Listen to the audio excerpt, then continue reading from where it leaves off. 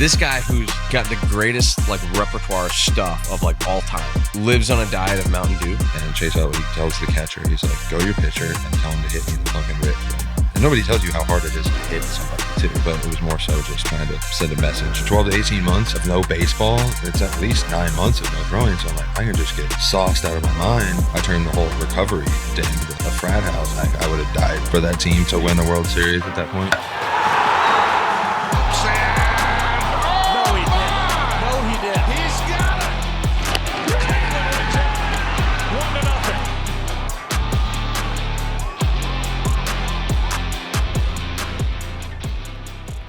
So we've got 2016 All-Star, and I think this is probably something that you need to have like engraved, like put it on a belt buckle or whatever, but 2-time Silver Slugger.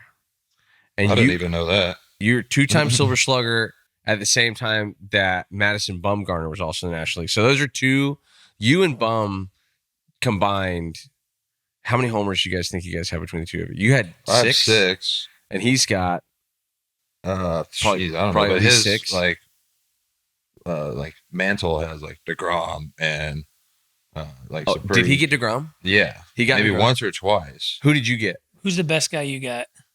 I mean, maybe the only guy that's still around right now would be Kenta Maeda, but I don't. He's not back even good. around. But Yeah, you remember, like, did you get someone really good? There's 2 off Kenta Maeda. You had 2 off Maeda? Yeah, in That's one the game. same game. In one game. That was 2016. That was right after Bartolo.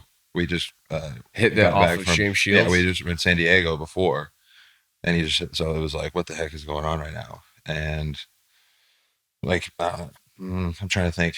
The first pitch he threw me was just like a cookie right down the middle, and I just like I hit it. And you hit left-handed too, right? Yeah, yeah. So you pitch right, you hit left, and I don't know how I hit the second one out because he like fooled me, but it somehow like caused me to like stay back, and it was like a really nice like backdoor slider that I just kind of. Oh, maybe because you're 6'9" and all muscle. Maybe that helped a little bit. Yeah, I can't think of any. And then I have like a cheap home run that would have been like a double off the wall, but who helped me out there? Dexter Fowler, maybe. He flicked it over the fence. Yeah, he flipped.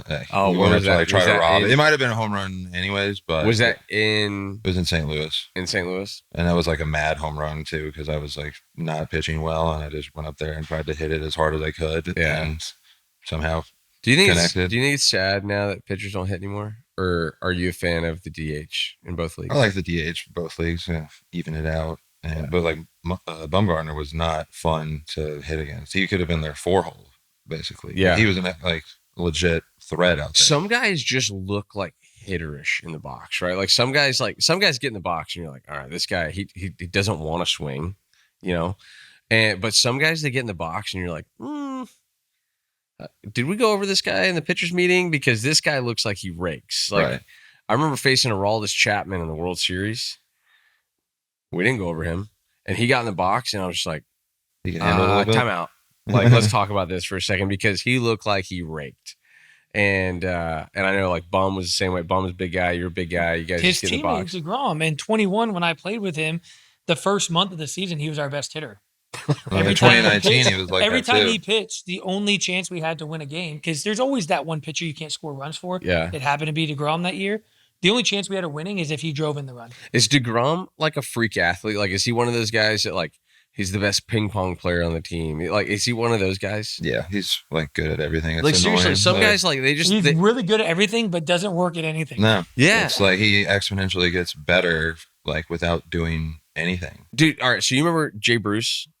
Yeah, beautiful human being. Yeah. He came over in 2017 from the Mets to Cleveland, and like DeGrom got to 200 innings that year for like the first time. They sent a bunch of Mountain Dews over. Yeah, he said 200 Mountain Dews. Yeah. I was like, what's the deal with Mountain Dews? He's like, oh, dude, that's all the guy drinks. And it made me so mad because I was like, wait, this guy who's arguably like got the greatest like repertoire stuff of like all time lives on a diet of Mountain Dew.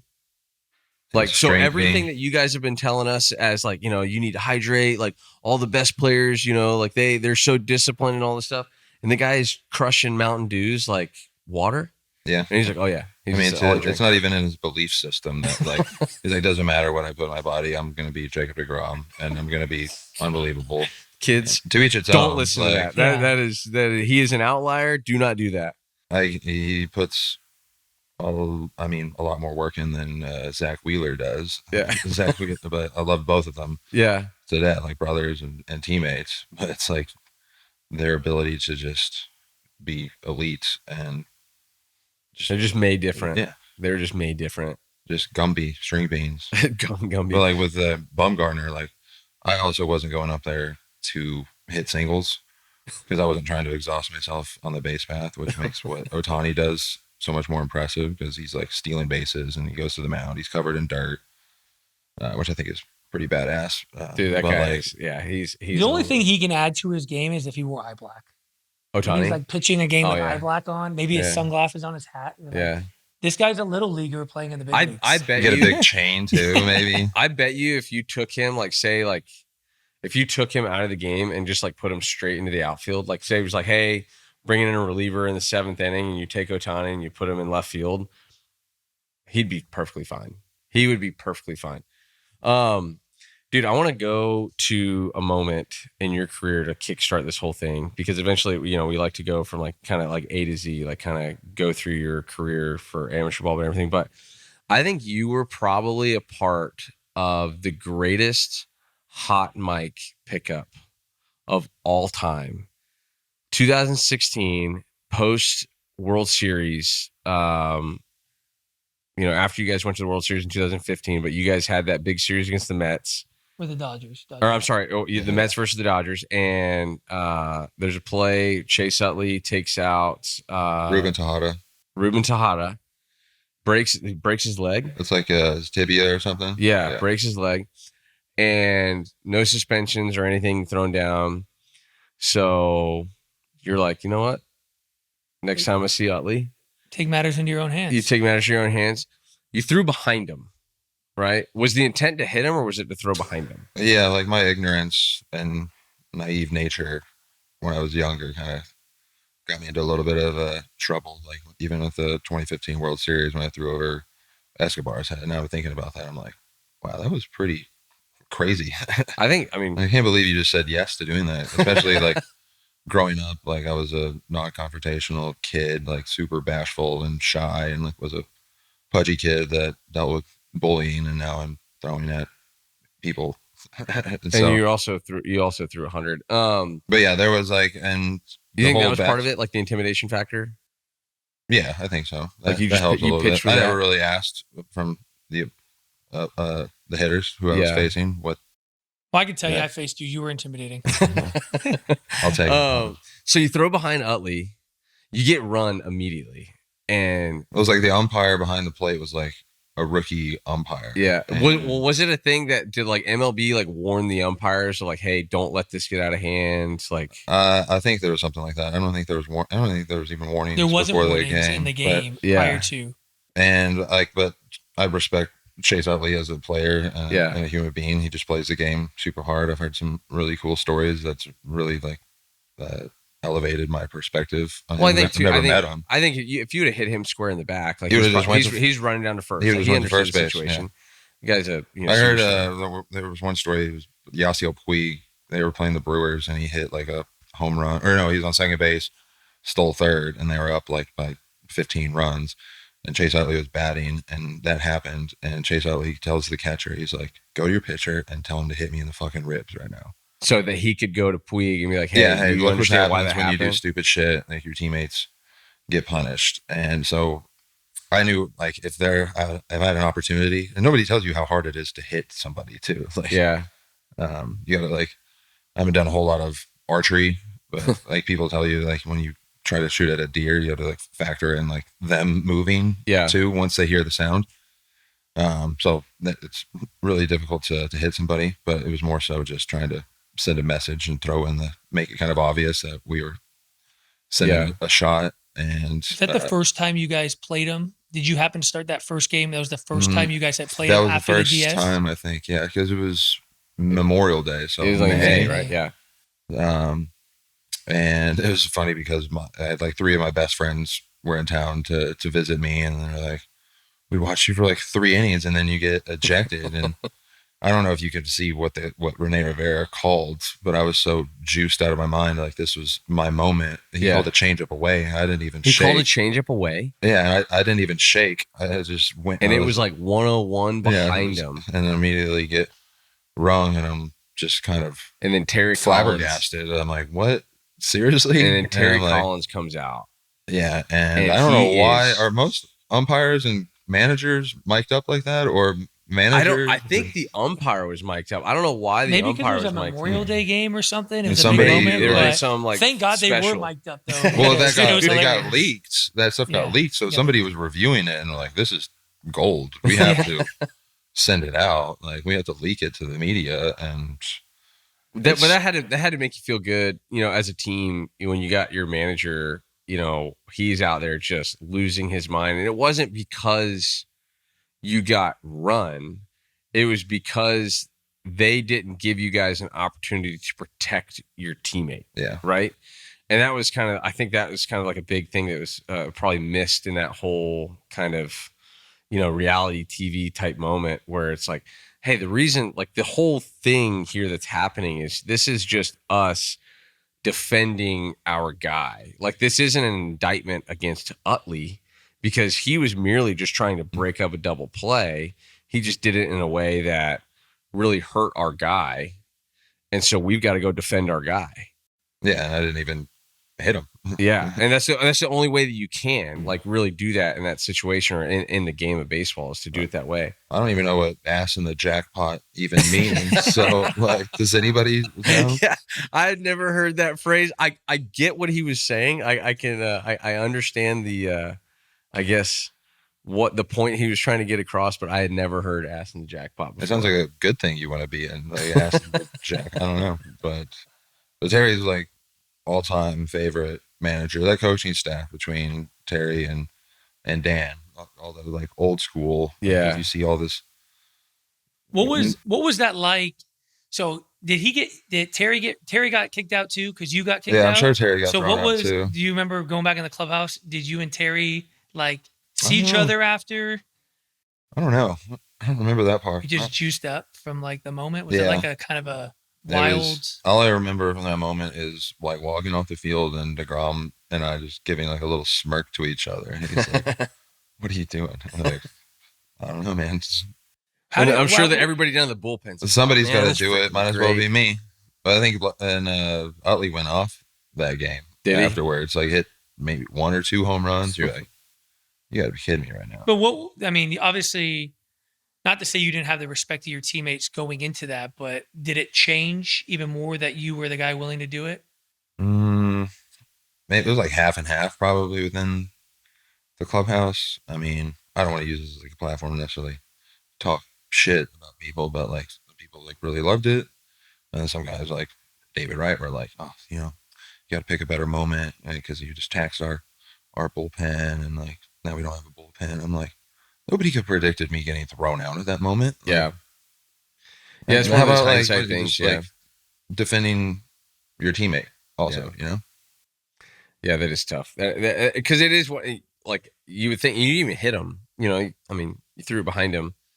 And, you wouldn't think, like, man, like, you would think that they would issue warnings, right? It's like, hey, dude, like, I wasn't trying to get run there. Mm-hmm. I was merely trying to make a statement. The warnings are given out, and then we go play baseball. It was pretty damn obvious, though.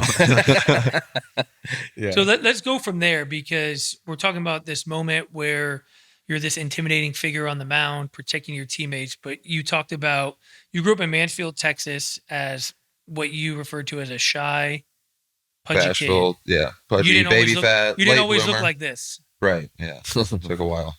It was like exponential over time. Like I remember, like I love my parents. They gave me everything I could ever ask for. But like going to like Chili's at night, and like I would just get whatever I wanted, Coca-Cola, chicken strips. And one day I was like probably 14, 15 years old, and my mom was on a business trip, and my dad and I went to Chili's. Instead of ordering a Coke, I ordered a water. And I don't know like why that just sticks out to me. I guess it was just like the the switch was flipped, and it was just like, I want to make a change, and now it's just part of my identity. And you said you were bullied a lot as a kid? I would say a lot, but yeah, I dealt with a lot of politics within like select ball.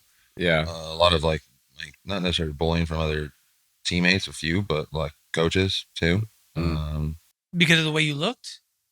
No, just because they wanted to turn me into like somebody with like a killer attitude, and that wasn't somebody that I was. Like they wanted to toughen me up. I was probably too soft in their mind. And you came from, like, your dad was he was a horse breeder or horse trainer? He was a horse trainer for 30 years. So, I mean, you probably spent a lot of time on, in kind of that like rodeo / like equine world. What got you into baseball?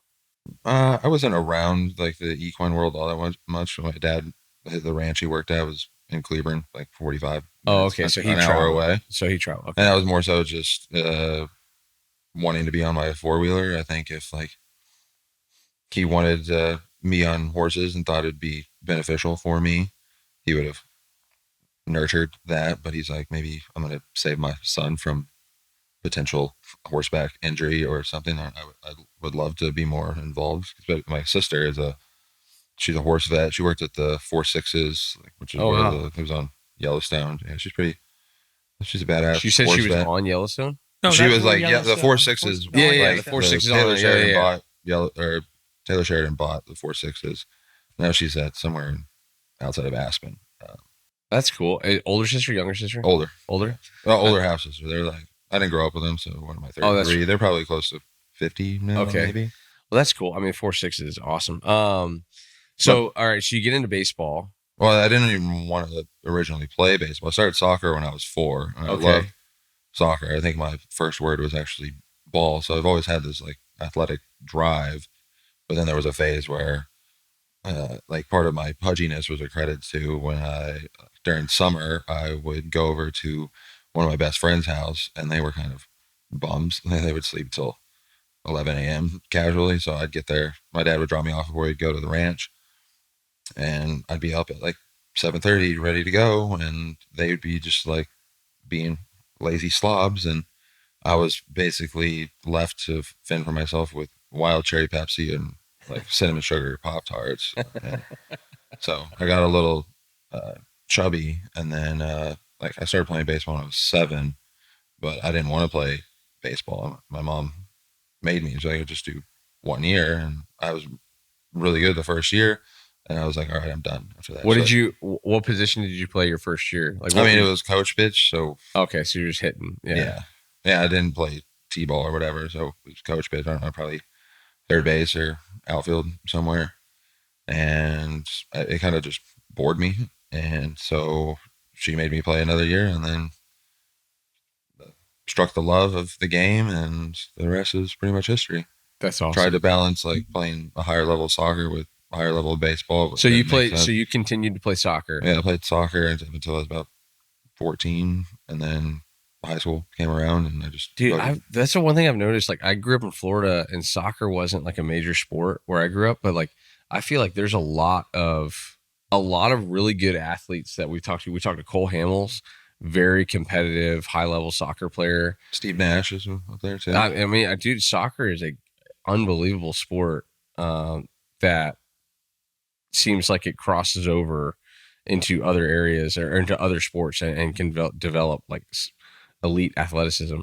There's not very many 6'8" soccer players out there. So. That's what Cole said too. He's like, Cole's thing was, I hit a growth spurt and I wasn't like explosive and super fast anymore, and I was left-handed, so I kind of just was forced to focus on baseball. Like, soccer kind of passed me by, but I was set up well for baseball. Yeah, when I was trying to transition out of soccer, I was kind of growing too. And it's funny you mentioned that, because I'm like, the stuff I was able to do, and then I'm like tripping on myself because like I'm not used to like having larger feet or like growing into this weird body. But I was also a late bloomer. I probably didn't start puberty until I was a junior, senior in high school. Wow. Yeah, I mean, that's interesting because I read you weren't heavily recruited out of high school. Not You really, hit no. your growth spurt probably your junior year. Is that when you saw kind of a big jump in velocity as well too? So my junior year, for baseball tryouts, one of the tests or whatever was you got 3 throws from a crow hop, and like I was like 88, 90, 92. I'm like, oh crap! And then now you see that with Heavy kids in ball, yeah. eighth grade, like Yeah. and like that kind of stuff wasn't really around. It's just kind of it's awesome to see the innovation, and evolution of how baseball training has gone. But I'm like, oh, 92, like this is kind of like attainable.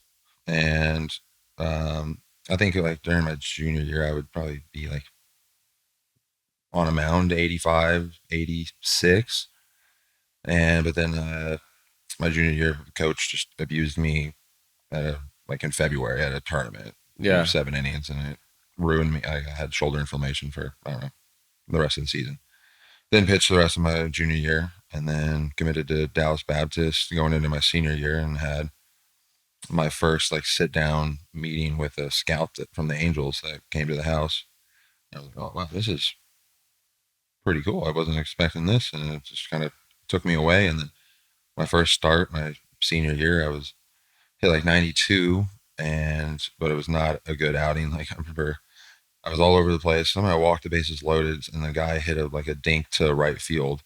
Our right fielder dove, broke his arm, and like the ball's just sitting there, and he's trying to like yell like my arm's broken, or like throw it in, or like my arm. I'm like, what? Everybody's probably yelling at him like, throw at the ball. Yeah. We had no idea what was going on. And at that, there was a couple of scouts, like major league scouts, college scouts. I mean, it was major league scouts because I was already committed to Dallas Baptist at that point. And one of the scouts told my dad's like he needs to go to college. Okay. He said your kid needs to go to college? Yeah, after like whatever. That was my first start my senior year, and the kid broke his arm in the outfield. There's like shit like that I had to deal with. That was putting me down, and then my parents also had to deal with as well. And but then every start after that, I just gained velocity, and like I would start the game off. I would like 86 to 89, and then by the end of it, like let's say the last one of the final rounds of playoffs, like the last 3 pitches I threw were 96, 97, 98 in around playoffs, and like it was, and I would just like kind of toy with him for a little bit, and then I'd look over at my coach, and he'd just shake his head, and then that's when I'd ramp it up. So like 98. That was kind of like how Verlander used to, like, so you were doing that too. Remember how like He'd start off at like 92. Yeah, and then like a guy would get on second base in the 7th inning and be like 101, 101, 102, and be like, is there something? like, is there toying something with his you food. could? Was it coaching? Was it something you changed in like your workout, your throwing program, or did it just kind of happen overnight? You just had this ability to start throwing hard. I think it was I got devoted to like working out and trying to be a better athlete, like nutritionally and like in the gym. And like now, like the sciences in the training programs have evolved immensely. But like I think what I was doing back then, like a lot of shoulder care. I would go to a physical therapist. He was a physical therapist for the Rangers back in the day, and it was like kind of like archaic stuff, but for somebody that's not doing anything, it's still really good. A lot of elbow care, a lot of shoulder care, plyometrics, like glute, hip, core strengthening, plyometrics, and then I got into like more lifting weights, just trying to get stronger. Is that a result of you getting hurt your junior year, trying to kind of figure out why your shoulder felt the way it felt, or do you kind of date this back to when you went to Chili's and you decided? I was kind of simple-minded at that point. I don't think I was really concerned about injury affecting me in my senior year. I was pretty set on going to college at DBU for 3 years and then getting drafted, and then it just happened sooner than that.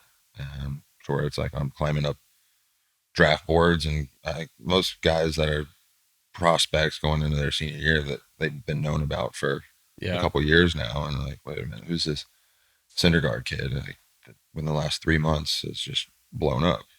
And you say you could dial it up, kind of your last couple of starts. Is that kind of when you started really climbing up the ranks of, potentially being a first rounder, second rounder, third rounder? Yeah, I think so.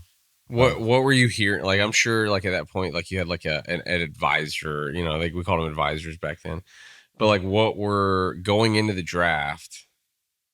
Because what year was that draft? 2010. 2010. So that 2010 class, there's some good players. I got drafted in that 2010 class. Harper, Jameson Taillon, Machado. Yeah. Drew Pomeranz still around. Yep. Yelich. It's a really good draft class. It was good. It was a good draft class, especially DeGrom at the top. DeGrom was in that class. So what were you hearing going into the draft? Like, were they saying like, because I used to love this too, because it seemed like everybody that was draft eligible that could be drafted, everybody was like a potential, like, you know, it seemed like there were 500 guys that were saying like, you know, they've got me pegged in like the fourth and fifth round. I'm just like, there's only 60 picks there, right? And like you've got 500 guys that are telling her, you know, the fourth or fifth rounder. So what was your advisor telling you, or what were scouts telling your advisor? Well, my advisors were kind of slapdicks. Like they didn't really know what they were doing. Okay. They were like just young and raw in the Yeah. business. So they were learning at the same time as we were. And I don't think there was a couple teams that were speculating that I would be like the first round pick supplemental. But it all just kind of happened so fast. And then the Blue Jays selected me 38th. And I mean, nobody really asked me like, oh, do you want to go play pro ball or what? I'm like, yeah, I guess this is what I'm doing. Like, it was like only one option though. It was like, which I guess is a good thing. It wasn't like, oh, do I go to school? So they didn't prepare you at all for like, hey, you're probably going to get picked here. You need to think. Oh, we were like ready. Like I graduated high school a couple hours prior, like walked the stage, whatever, and then went to my house. Then I had like a draft party. So like we were standing by, like we were kind of prepared. When you say you weren't prepared, did you not think you had an option once you got drafted that you could still go back to college? Or once you got drafted, you made your mind like, I just don't remember thinking like, what do I want to do? Do I want to go play pro ball or do I want to go to college? It was just like, all right, sign this. I'm like, okay, sounds good. Like, it wasn't like a choice. It was like the choice was made for you. Nobody really made it for me. It was just kind of like, it was like momentum going this way, and like I could have stopped it, but I just kept on. I'm like, yeah, whatever, makes sense. But like, I mean, we could not be here right now if like I decided to go to DBU. Yeah, DBU. I've been there for 3 years, and I mean, the coach is amazing. He's been there. He's still there. Dan Hefner. Yeah. Yeah. Dude, he's been trying to be. I will say, like DBU, that place, man, like there's something special going on there. Yeah. Like, I mean, they're elite, small school, but really elite. Especially from the pitching standpoint. Like those guys develop some arms. But all right. So you get drafted, you said 38th by Toronto. And this was back when like this, you know, the draft's in June. It's like early June. The signing deadline is what, like August 1st or something like that? Yeah, something like that. I signed early. Did you sign? There was no like negotiating. A lot of guys would, you know, they kind of draw out the process or whatever. So you signed early. Yeah.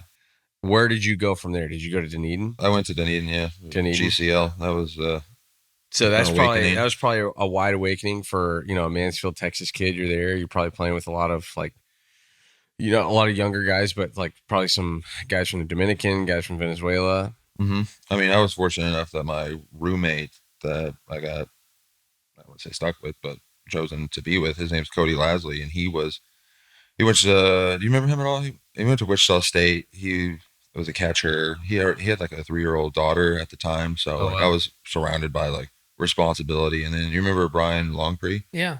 So him and I are still like super close. One of my best friends.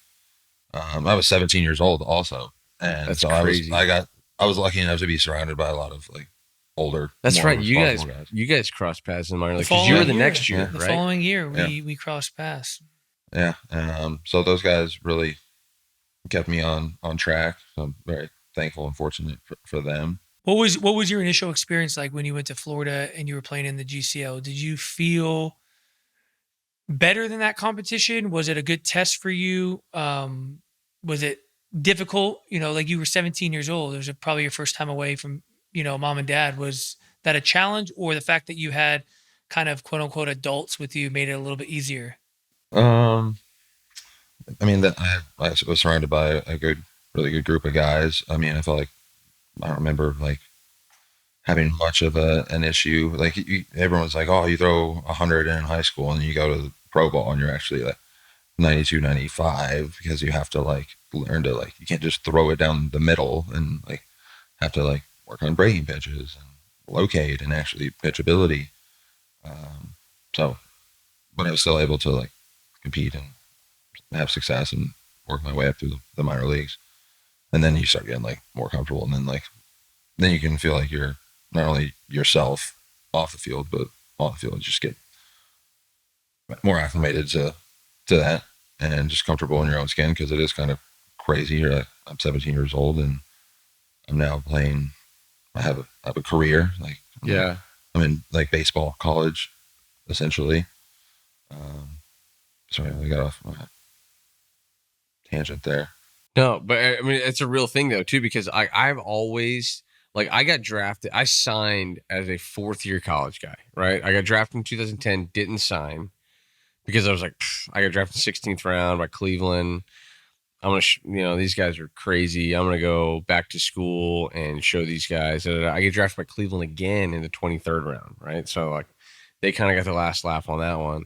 But I remember I went to short season A-ball in the New York Penn League, and there were guys there that were drafted out of high school. And I remember being like, dude, I would have gotten eaten alive if I would have went to pro ball out of high school. Like, there's no way that I was ready to take on, because the minor leagues at that time, I know guys now in the minor leagues, there's a lot more resources there for them. They're making actual wages, right? Where, and you can stay on site housing and, all these different things. Like, man, we were staying with host families, or, you're the 6th guy in a 2-bedroom apartment. No, you want to talk about our situation when we first met? And I was that 22-year-old in Bluefield, when we went to Bluefield for the first time. We teamed up in Bluefield, West Virginia. Yeah, you remember we showed up at the Bluefield Inn, whatever it was. Yeah. And there was like, we showed up to like camp. What's like the one in Holes?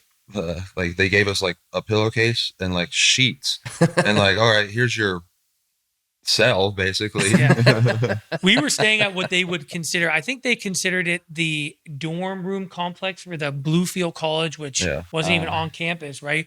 But imagine the shittiest motel you've ever seen. We flew into Charlotte, then we took like this 3-hour drive into Bluefield, West Virginia, and it was like going back in time, right? Nothing in this town. There was a bowling alley, and they said you can't go there because that's where fights happen. I think my first meal in Bluefield was at the gas station. I bought like a microwave meal, and then we opened up like, it might have even been a crack house, I'll be honest with you, but we opened up the room to my dorm room, I guess it called, and like he said, they gave you a pillow case, and that was it. I don't even think there was a pillow in there, to be honest with you. I think the first night I took a couple like sweatshirts out of my suitcase and a couple pieces of clothes, and I just laid on an empty mattress. And then I think the next day they gave us like a host family, and they like provided us with stuff. So I mean, it was far from glamorous. Welcome to the pros, guys. It was tough. And then I still have the image in my head of we're in Elizabethan, and I mean, KP's always played the game harder than anybody I know, and he ran full speed into a wooden fence, outfield fence, because like there's no warning track, and like, what do you have, like a little bursa sack on your elbow or something like that? And I'm like, and it's just like, we're also like, the dugout doesn't fit everybody, so like half the team is sitting on the tarp, and like just I remember where I was at and the sound it made. I'm like, holy crap! How is this guy not dead? Like, dude, that's awesome. And then I mean, then we kind of survived. We kind of did you come to Vancouver that year too? For the playoffs? I did, yeah. For the playoffs. Like, so Sanchez and I went to Bluefield, and Nicolino went to Vancouver. But I'm saying the next year, that same year, our season ended, and then I went to Vancouver for a little bit. I was like an extra body. I can't remember if you came or not. Now I remember that. So Sanchez and I went up, and then you were still there, and then you went off and won the batting title in that league. And then did you went to Vancouver after that? Yeah. Okay. Just for the postseason. Oh, because we weren't like. You guys went to Lansing, I think. Yeah, we went to Lansing, and we're like, can we just stay in Vancouver? Because it was like so much fun. Like, was Vancouver a cool place? It was the best. Like, and then we teamed up again the following year. We were together in Lansing in Low A, And That then I spent the whole year there. yeah, he spent the whole year Midwest there. League? I was an older guy. I had a really good first half. I got promoted to high A at the All-Star break, and then we kind of went our separate directions. Till I got traded that Yeah. off season. But like Okay. to back to like I just had a thought with like surrounding yourself with or like being young and like in this crazy chaotic environment. Like some guys they need to go to college. Like you remember that Mitch Taylor kid? Yeah. This guy was off at the My rails. college, so the first night in Bluefield, I didn't have a roommate. They took a kid that was, in that little rookie camp thing that we did, and they had a need for a body. So he stayed in like the Florida State League to fill in. And then 3 days later, he became my roommate in Bluefield, and he showed up. His name was Chris Hawkins. Oh, He God. was this kid from Atlanta, Georgia, very sheltered. What a gem. To the point of we became roommates. He didn't know how to do his laundry. He didn't know how to order at like a Publix where we would like get sandwiches at occasional. Like I'm talking about like a kid who probably needed to go to college, and he was really talented. He probably could have played, but I think the fact that he chose pro ball instead of going to college, it just like consumed him. Like he couldn't there's get so out many of guys it that get because he swallowed had up by it. skills. He had skills, but like I'm still kind of a kid myself. Granted, I went to college, so I had a little experience being out on my own, but like I was teaching him how to do his laundry at the thing. Did he teach you wrestling moves? I had to wake him up to like take him to the field. Did he do like wrestling moves in the room on Yeah, the pillows? and Like, we ended up loved going wrestling. we ended up going to like Walmart or something, like purchase a TV that we would like return at the end of the year, and all he ever wanted to watch was WWE. Oh, like Dude, there's so many guys that they get swallowed up and they never make it just because they weren't ready for it, right? Like honestly, like I can very confidently say if I would have signed out of high school or even at a JUCO, I wasn't making it. I wasn't. Like I played with a ton of guys. I don't know if you guys remember, there was a Cleveland had a high pick by the name of a kid named Nick Howard. 2011 draft, second round pick. Kid, Nick, if you're watching this, dude, the guy was an absolute freak athlete, absolute stud. But man, he just wasn't ready for it. Like he just wasn't. Like he had signed to go to Arkansas on a full scholarship, and they gave him like top 10 money that year in the second round, and he signed. But man, just the system kind of got him, right? Like because it is a grind. Like it is a beatdown. So let's talk about. So like you're having some success with Toronto. You get drafted by Toronto. You've now established. I mean, you're like a supplemental first round pick. Late first round pick. So you're obviously a guy that they think highly of. Other teams around the leagues think highly of. You get traded in the offseason of 2012. Mm-hmm. R.A. Dickey is Cy Young winner, the reigning Cy Young winner in New York for the Mets. And the Blue Jays are going for it. Right? They trade for like Reyes. They trade for Burley. Tulowitzki, maybe. No, that was later. That, but I think like that offseason, they made all the trades they made the big trade with the Marlins. Oh, Right? Josh that was when they Beckett? sent like Josh Johnson. Or Josh Johnson. yeah, and they sent like Nicolino, Denny Echeverria, like all those Disclafani guys. too. Yeah, Disclafani. Yeah, they sent all those guys to Miami for those big boys, and especially in Reyes and Burley were like the two big ones. But you get traded as like you're the centerpiece. You and Travis d'Arnaud over to the Mets. Mm-hmm. So what was that experience like? Because you're still, I mean, you're what, like 19 years old? I was maybe 20. 20. I was 20, I think. Yeah. I turned Yeah. 21 So I mean, you're and, still really young in your career, and you're at what level? High A, double A? It had been my first year in high A was with the Mets. So you're still a little bit like there's some distance between you and the big leagues. Yeah. But you're the centerpiece for the reigning Cy Young winner, right? So that had to make you feel like, all right, this organization, the Mets, like they value me, but I've still got some room to cover before I get to the big leagues. But now it's not in Toronto, it's in New York. Mm-hmm. What's that experience like? I mean, I was traded for a knuckleball. So But Brad, the It's Cy knuckleball Young. was the Cy Young winner. I know, right? Like, true, but yeah. knuckleball. But And then I got drafted, and I remember somewhere when I was with the Mets, and we were on the road at some sports bar, and we were watching the Futures game, and I'm like, I want to be in that. And the next year, I just like the power of manifestation, and I was like, every decision I made was the North Star, the compass was like, how do I get to play in the Futures game? Because it was going to be at Citi Field, New York, and sure enough, like I did pretty well in high A, got moved up to double A, and then got the invite to be in the Futures game. I'm like, this is freaking. So that was 2013? 2013, yeah. Was that the year Harvey started the All-Star game? Yeah. Yeah. Yeah, that's right.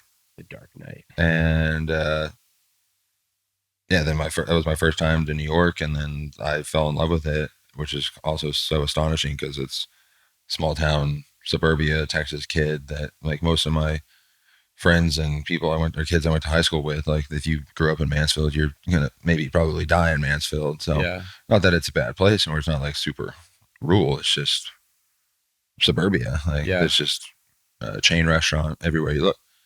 And I just fell in love with the city, and I would like leave my hotel room in the middle of the night and just go walk through Times Square, thinking now I'm like, I won't be caught dead walking around Times Square, like no chance. But I was just like, oh wow, like New York's such a special place, and it just motivated me even further to make it there. And like when I played there, I was the only one, with the exception of Harvey, that lived in Manhattan. Everybody just wanted ease over just the joy of living in the greatest city in the world. Yeah. And so they'd live in Long Island City, and it would take me an extra 20, 25 minutes, depending on traffic, to get to the field. But living in the city and like the buzz, the energy, the grits and determination of the New Yorkers, like being around that was further motivating me to perform well and to stay there. Would you say that experience getting to the Futures game, getting a chance to go to New York, really kind of, not that you didn't have a fire lit under you, but really took you to a different place of like, man, this is where I need to get to. This is where I want to be. This is where I belong. Yeah. Well, it's like once you get to the big leagues, you just have like all the endless resources, and you get like, when you're even in AAA, there's one athletic trainer. There's no like good nutrition for food. Like it's just do what you can and try to make it there. And then once you get there, you actually get, for most teams, you get the proper tools to stay there. Yeah. And so, I mean, you see a lot of people that get to the big leagues, like they just get exponentially better because like you have the adrenaline of pitching in meaningful games in front of crowds in big league stadiums. But then you're also given like the tools to like properly perform. Before we jump into your debut, we mentioned a couple names, but I want to go over a couple names that we had the most insane in Bluefield and Lansing. We had the most insane pitching guys of all time. All these guys made to the big leagues too. We had Marcus Stroman, we had Aaron Sanchez, we had Justin Nicolino, Anthony DeSclafani, Marcus Walden made it to the big league. Noah Syndergaard. And at the time they were all piggybacking. This was an A ball. This was in rookie short season, rookie advanced. Yeah. Jeez. Jesse Hernandez never made it too. He was like the most polished of all these guys. But Marcus Stroman, Aaron Sanchez, Anthony DeSclafani, Justin Nicolino, Noah, and Marcus Walden. We had 6 guys on that team that all pitched in the big leagues. That was just out of the bullpen. I'll say Aaron Sanchez. Oh, and David Rollins pitched in the big leagues too. He was there too. Oh, with Seattle for a Mariners? little bit. Yeah. Dude, I want to give Aaron Sanchez a shout out. I don't know him. He doesn't know me. But I remember watching this guy pitch. Dude, he was a monster. I know he had like the shoulder issues because some stuff in his mechanics and all that stuff. It was really a finger. Blistered. It was a finger. Was it a thing. finger? So, dude, what I remember is he got nasty. his finger. He like tore the ligament in his finger, like with a suitcase or something, like a suitcase accident, and he was really never the same. But Bro, he was unbelievable. That soft shit right there. Yeah, better be a fucking heavy suitcase. Dude, he was so good. But all right, so you go to the Futures game. It sparks like you fall in love with the city, and it just sparks this like renewed kind of drive for you of like, all right, like I'm making this place my home. You eventually get that call on, let me see here, May 12th, 2015. Where were you when they told you were going up? Who told you were going up? And then who'd you call first? Well, I mean, obviously called my parents first. Probably. You say obviously. Not everybody calls their mom and dad first. What other options are there? Therapist? I don't know. But Wally Backman was the manager. Dude, you had Wally Backman. Yeah, he was a legendary guy. You've been a part of Wally between Wally and Terry Collins. Well, and Frank Viola was our pitching coach. He was our pitching coach at the time. In Buffalo? It was Vegas. Vegas, okay. And we had just played in Albuquerque, and I went off. I pitched 8 innings and struck out 13. But for this poor kid that just got called up from AA, I went first at bat, double off center field wall, second at bat, home run center field, third at bat, line drive right back up at him for a single, and then I got up for a fourth at bat, and their bullpen was wanting me to hit a triple or something to hit the cycle, and they're like, okay, this is like a cheat code right now. And then we were in El Paso a couple days later, and Dylan G had gotten hurt, and that opened up an opportunity for me. And it was just in my head, you see a lot of guys go up there and they don't really stick, and they get sent back down, and then later they find it and they work there. They end up having success a couple of years down the road, which kind of wish I had done, because you see all these younger guys throwing or getting these monster. You don't really see with pitchers, young pitchers getting extensions right now. So more is the position players, Kevin McGonigal or the kid from Connor Griffin. Yeah, I don't really see pitchers actually. So I take that back. But where was I going with that? Your call up. You're in El Paso. They tell you that Dylan G gets hurt. Right? Yeah, that's right. Is he get hurt? Yeah, he gets hurt. He gets hurt. Up opportunity. So Wally Backman tells you, "Hey." You were saying you didn't want to get sent down. Oh, I'm just saying, it was just not even when I got called up, it wasn't even a thought. When we were talking about DeGrom and his belief system, I'm if I drink a Mountain Dew, I'm oh my God, I'm going to feel terrible after this. Even though I might not, it's in my head.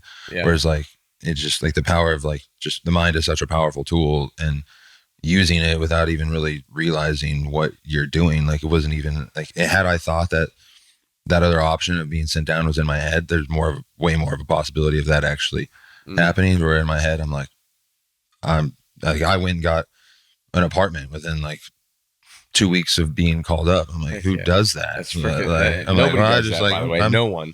I'm not going anywhere. So I don't know. It was just powerful stuff. I'm subconsciously thinking I'm meant to be here, not walking around I heard Sam Dyson, when he got called up to the big leagues, they had a pitcher's meeting in the outfield, and you probably were there for that.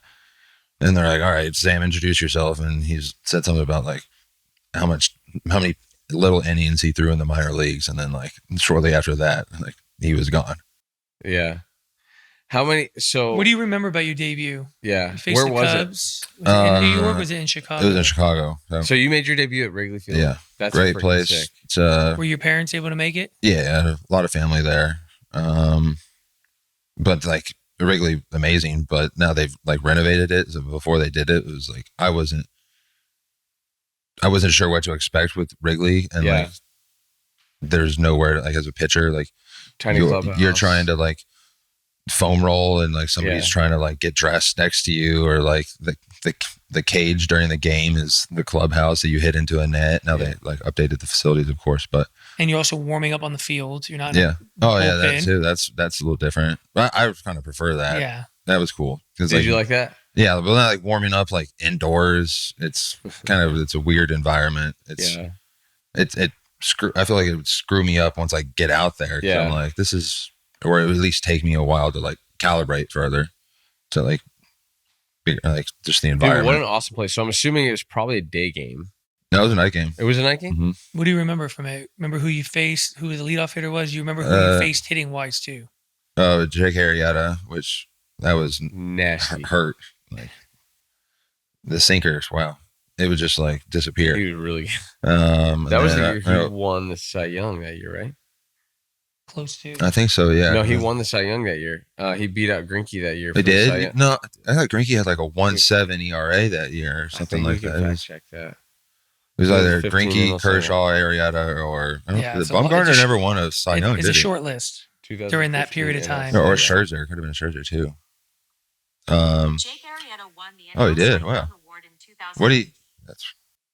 Bam. But I'll just go fuck myself. But He did. Zach Greinke finished second. What was Kershaw finished third. what was Greinke's Garrett ERA? Cole third. Greinke Max was Scherzer. that was the year he was with the Dodgers, and I think he had like a sub 2. Yeah, it was- But Arrieta threw. I think he threw he had a no hitter. He did a bunch of stuff that year down the stretch. like a 2-2 probably. But so all right, so your big league debut is at Wrigley. I remember Yeah, my you- You Seven, faced first the seven. Cy Young winner. my first big league strikeout was Dexter Fowler. That's a pretty good name. Who also Uh, later gave you a home run? Was that Who also later gave you a home run? he did? I thought it was thought you said- Montero. Jesus Montero. No. Oh, no, game. yeah, I think you meant like later in the game. No, get a home run. no. Yeah. Gave you a home run. Yeah, there's an asterisk next to that one. Then I think I gave up a home. No, it wasn't Montero. It was God, what was the guy's name? Lefty. The catcher, No, I think he was an outfielder. Started with a C, I think. Chris Coughlin. Conforto? No. Coughlin. Oh, Chris Coughlin. Yeah. Coughlin. Yeah, lefty. Mm-hmm. Yep. Yeah. Chris Coughlin. Yeah. Yeah, he sent me to the showers. 5 and 2/3, 5 2/3, maybe. That's not bad. It's a great major league debut. I mean, because that Mets team, like after you got called up. So, did you get your nickname Thor? Did you get it? Was that something you brought with you from Toronto, or was that something that was given to you in New York? I think it was given to me by a Blue Jays fan back in the day before I had long hair. 'Cause Really?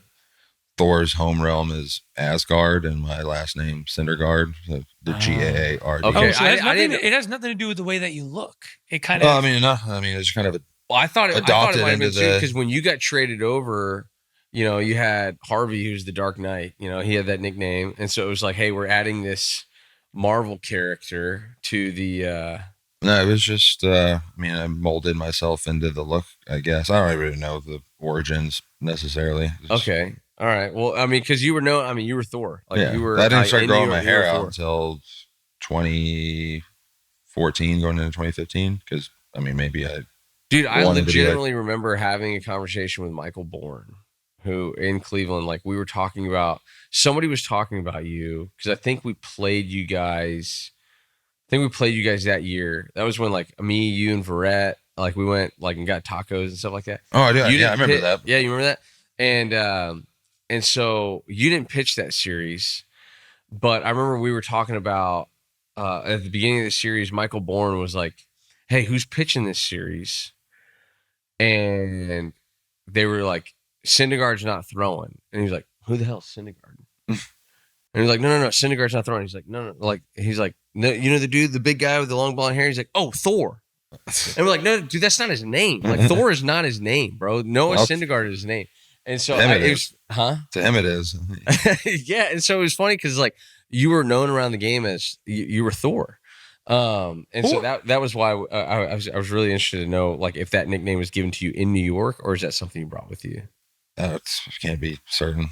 Honestly, it could be from 2012 to 2015, somewhere Showed in up the somewhere. middle. So in 2015, you make your debut, but you join a pitching staff: Matt Harvey, Jacob DeGrom, Bartolo, Steven Matz. 2015 was Bartolo was.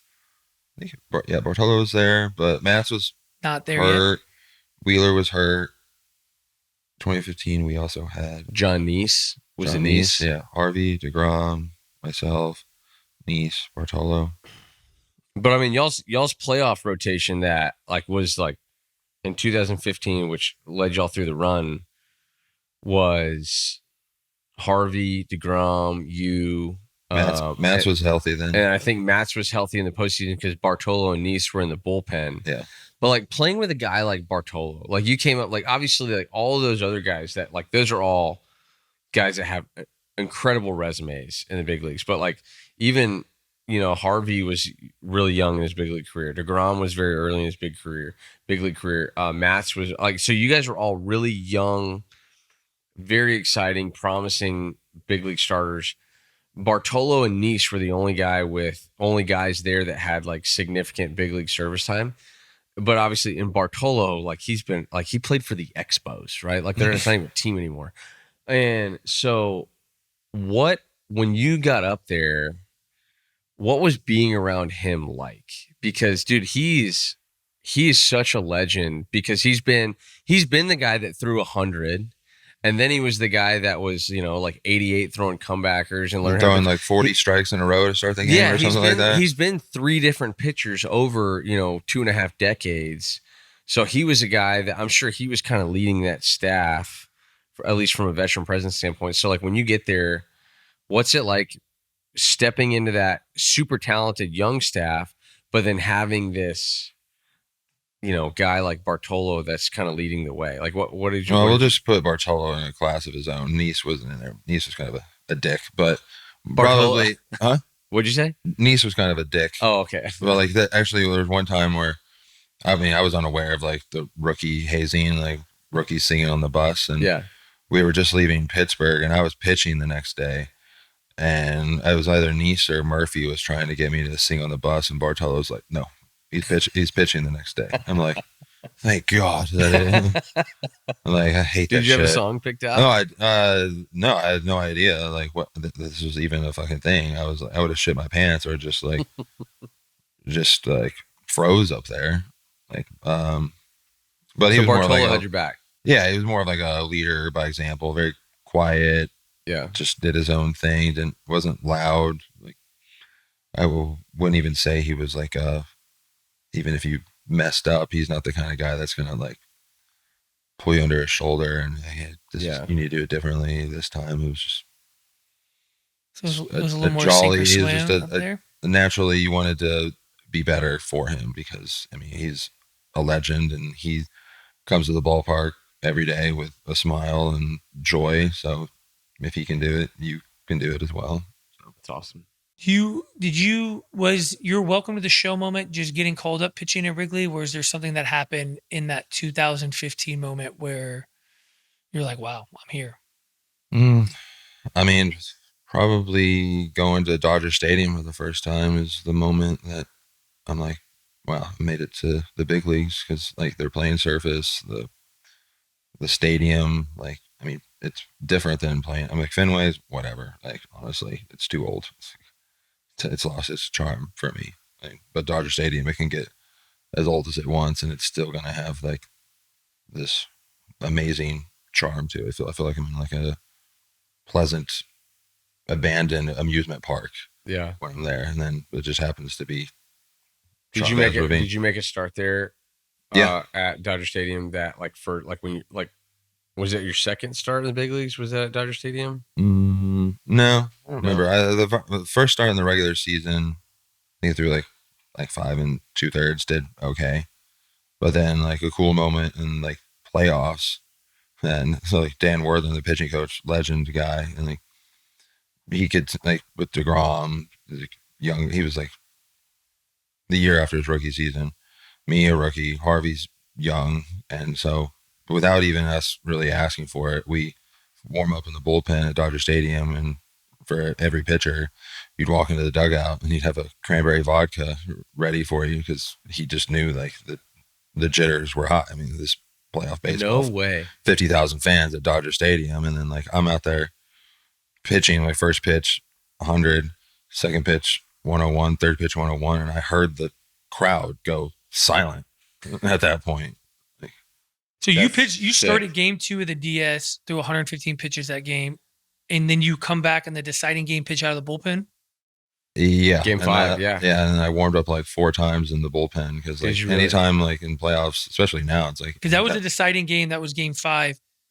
You threw 115 pitches, so this is probably... You're not on normal rest at this point because you probably would have started. Right. You knew going into the game that you were available. Was that a conversation Terry had with you, or did you go in and tell him like, hey... If the situation presents itself, I'm ready to throw? I think it was just all hands on deck, especially because I played in like when I was with the Phillies. Of course, I cared and I wanted to do well because like when you get traded to a team, it's just like you just want to be the guy that like continues to like pulling on the same end of the rope. Whereas like with the Mets, it's like I had actual like blood, sweat, and tears into that team, so it didn't. I would have died for that team to win the World Series at that point. 6.1 innings out of the bullpen, 9 strikeouts, and a deciding game, which you guys ultimately won. It's incredible. Your Wait, closer was Familia that year? Yeah. Wait, how many? It's at 6.1. 6 and a third. 6 and a third. 6 and a third. Yeah. Total. Yeah. Not out the of the bullpen.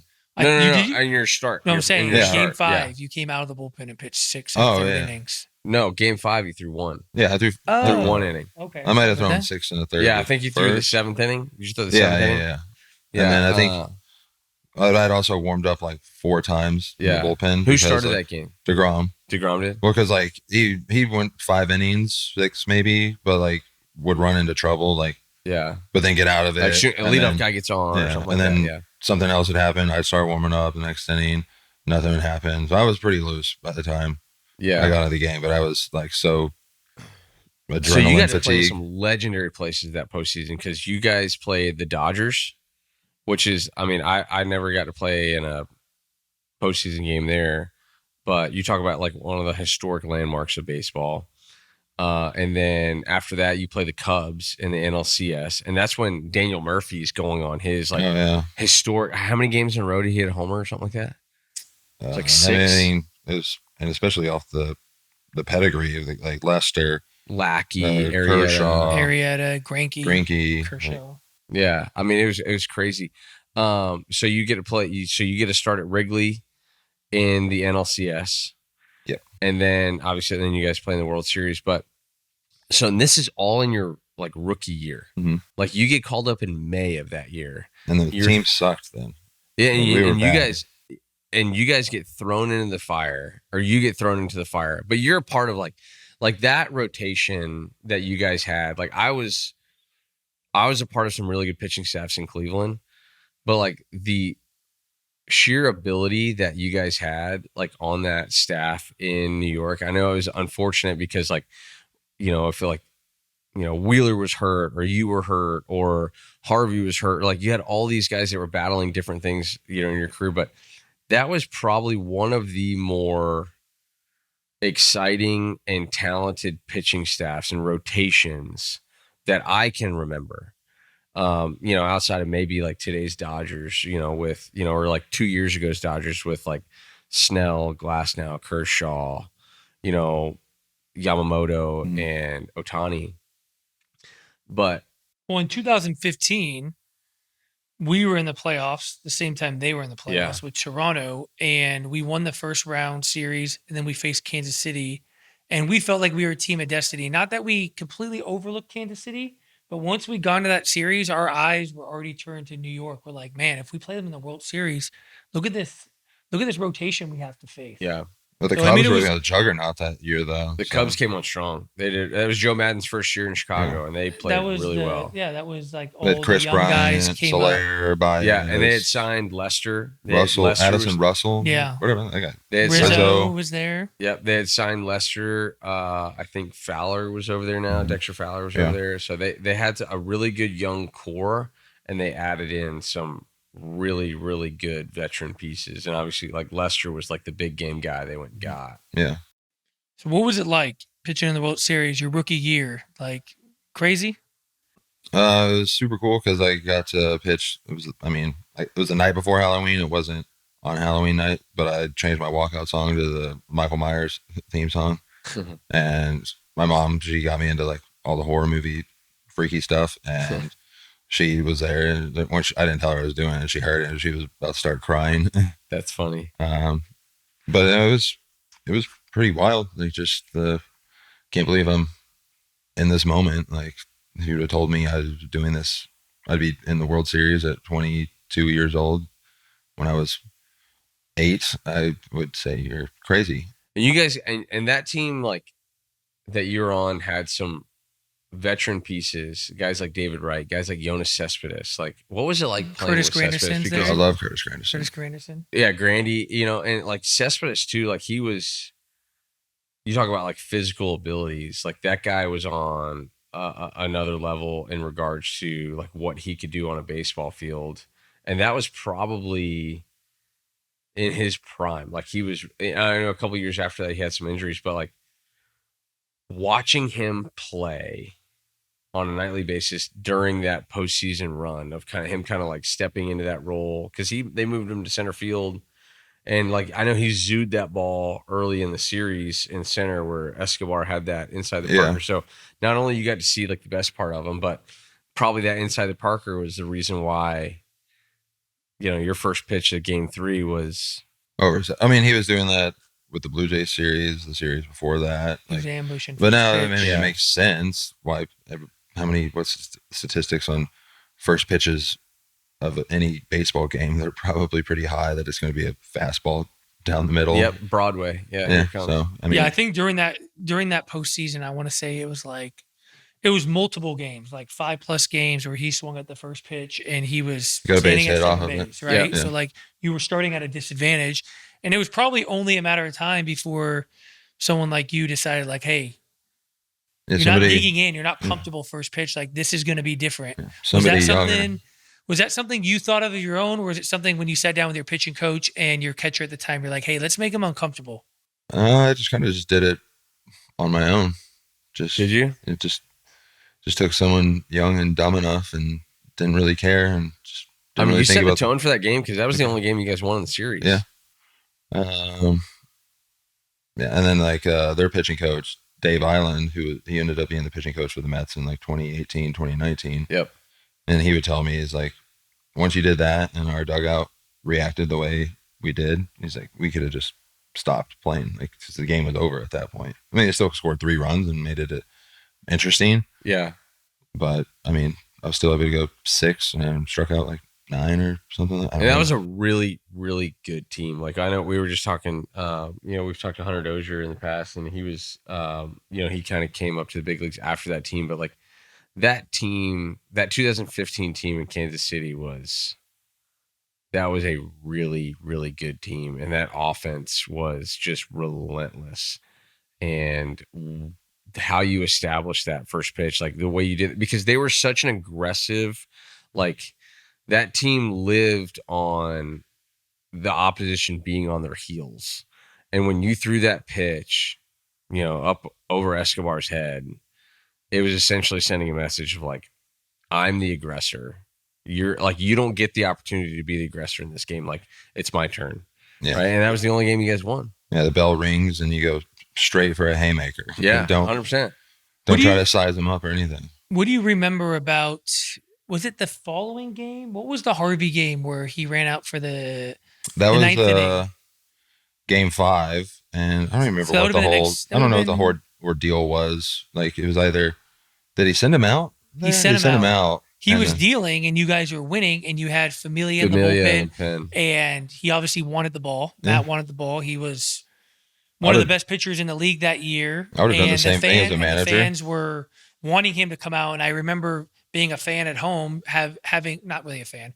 I remember just losing against Kansas City and being home watching the game, and I'll never forget him running out of the dugout, the stadium going crazy, and then obviously you ended up losing that game. What do you remember about that? You remember a conversation going on? Do you remember just kind of staying out of Harvey's way? Mm-hmm. What was kind of your guys as a pitching staff's relationship? Were you constantly talking to each other throughout the starts, point stuff out? Not at that point.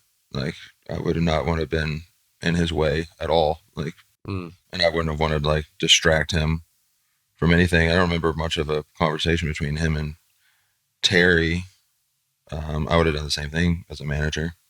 Like, if it ain't broke, don't fix it. Yeah, and you need to ride your ace there at that point. Like, what was he like? What was he like as a teammate? Because he's obviously like a very polarizing figure. What was he like? Him and I were super close. I think he was at the end of a era where the veteran guys would be pretty hard on the rookies, and I think he got it pretty hard from like John Buck and I guess like LaTroy Hawkins, and I don't think that like messed with him, but then he would try to do that to me, and like that's when the times were changing. Like I remember I was just traded to Philadelphia, and the rookie hazing we did was for I can't remember what it was, but like we dressed these kids up, or the players or teammates as a league of their own. And you can do that now. But I'm like, I think that was 2016, and I'm like just fresh on my rookie season. I'm like, where are all the, and like I'm walking them down to Starbucks, and I'm like, where are all like the veteran guys at? Like they didn't give a shit at all. Like Really? this was going on. So that was. Did you in 2015? Did y'all do like a rookie dress up? yeah, we were in Cleveland and we had just clinched to go to playoffs, and they dressed us up as like it was like a kids pajamas almost, but they're adult pajamas, and they're all themed, but they're like tidy whities and like a shirt, and we had to wear, and they're all themed. Like mine was He-Man, and everyone had their own, like costumes basically, and they walked us around Cincinnati and like made us stop traffic, and then we went to Yard House and like we all ordered like those yard sized beers, and like we started to have too much fun with it, and they're like, okay, this kind of backfired on us, and then we road trip to Philly, and then that's when they gave our clothes back, so it was not that bad at all. So you guys end up losing the World Series. When did you kind of have a chance to kind of reflect back on just kind of this crazy rookie year? You get called up, you never get sent back down, you go through a playoff run, you pitch in the postseason, you probably become a bigger than life figure in New York, right? You're obviously a very recognizable guy. You had a great season. You're the only pitcher to win a game in the World Series. I assume you stay in New York for the offseason. What was kind of that like? Well, that was like most, like I don't sign like it's. I mean, I'm sure with you and everybody, like playing is hard to find like apartment rentals that will go for the length of the season. And so, I mean, I was fortunate enough to when I got called up, I signed a 6-month lease, took us through the playoffs, and then had like another month on the lease for post World Series. And so I just lived it up in New York. I went to every sporting event you could think of. I went to SNL, all the comedy shows, ate at all the best restaurants. I had a lot of fun. Was that like, that was the epitome of being a big leaguer? Yeah. Like the red carpet was rolled out everywhere. No better place to do it than New York. Pretty much, yeah. It was a lot of fun. What was probably the most memorable thing you did that offseason? Courtside, SNL? Probably watching SNL from Lorne Michaels' office and like sitting here like this and like watching a screen, and like Jonah Hill, Bradley Cooper, and Emma Stone are sitting like all next to me. Like Ryan Reynolds is over here, Ryan Gosling's over there, Matthew McConaughey is hosting, and then it was like Adele right when like Hello came out, and like so that was such a good song, and so it was just a really cool time. Went to the after party, got to meet some really cool people, and I was just like, what is my life right now? That's freaking awesome. And you're how old at this time? 23? 22? 22. Yeah. Dude, you got 23. life by the freaking balls, man. And like I can't, like, just back to the little apartment thing. I can't believe I just like 2 weeks into the big leagues. I'm like, I'm done. I'm over the 7-7. I'm gonna go get an apartment.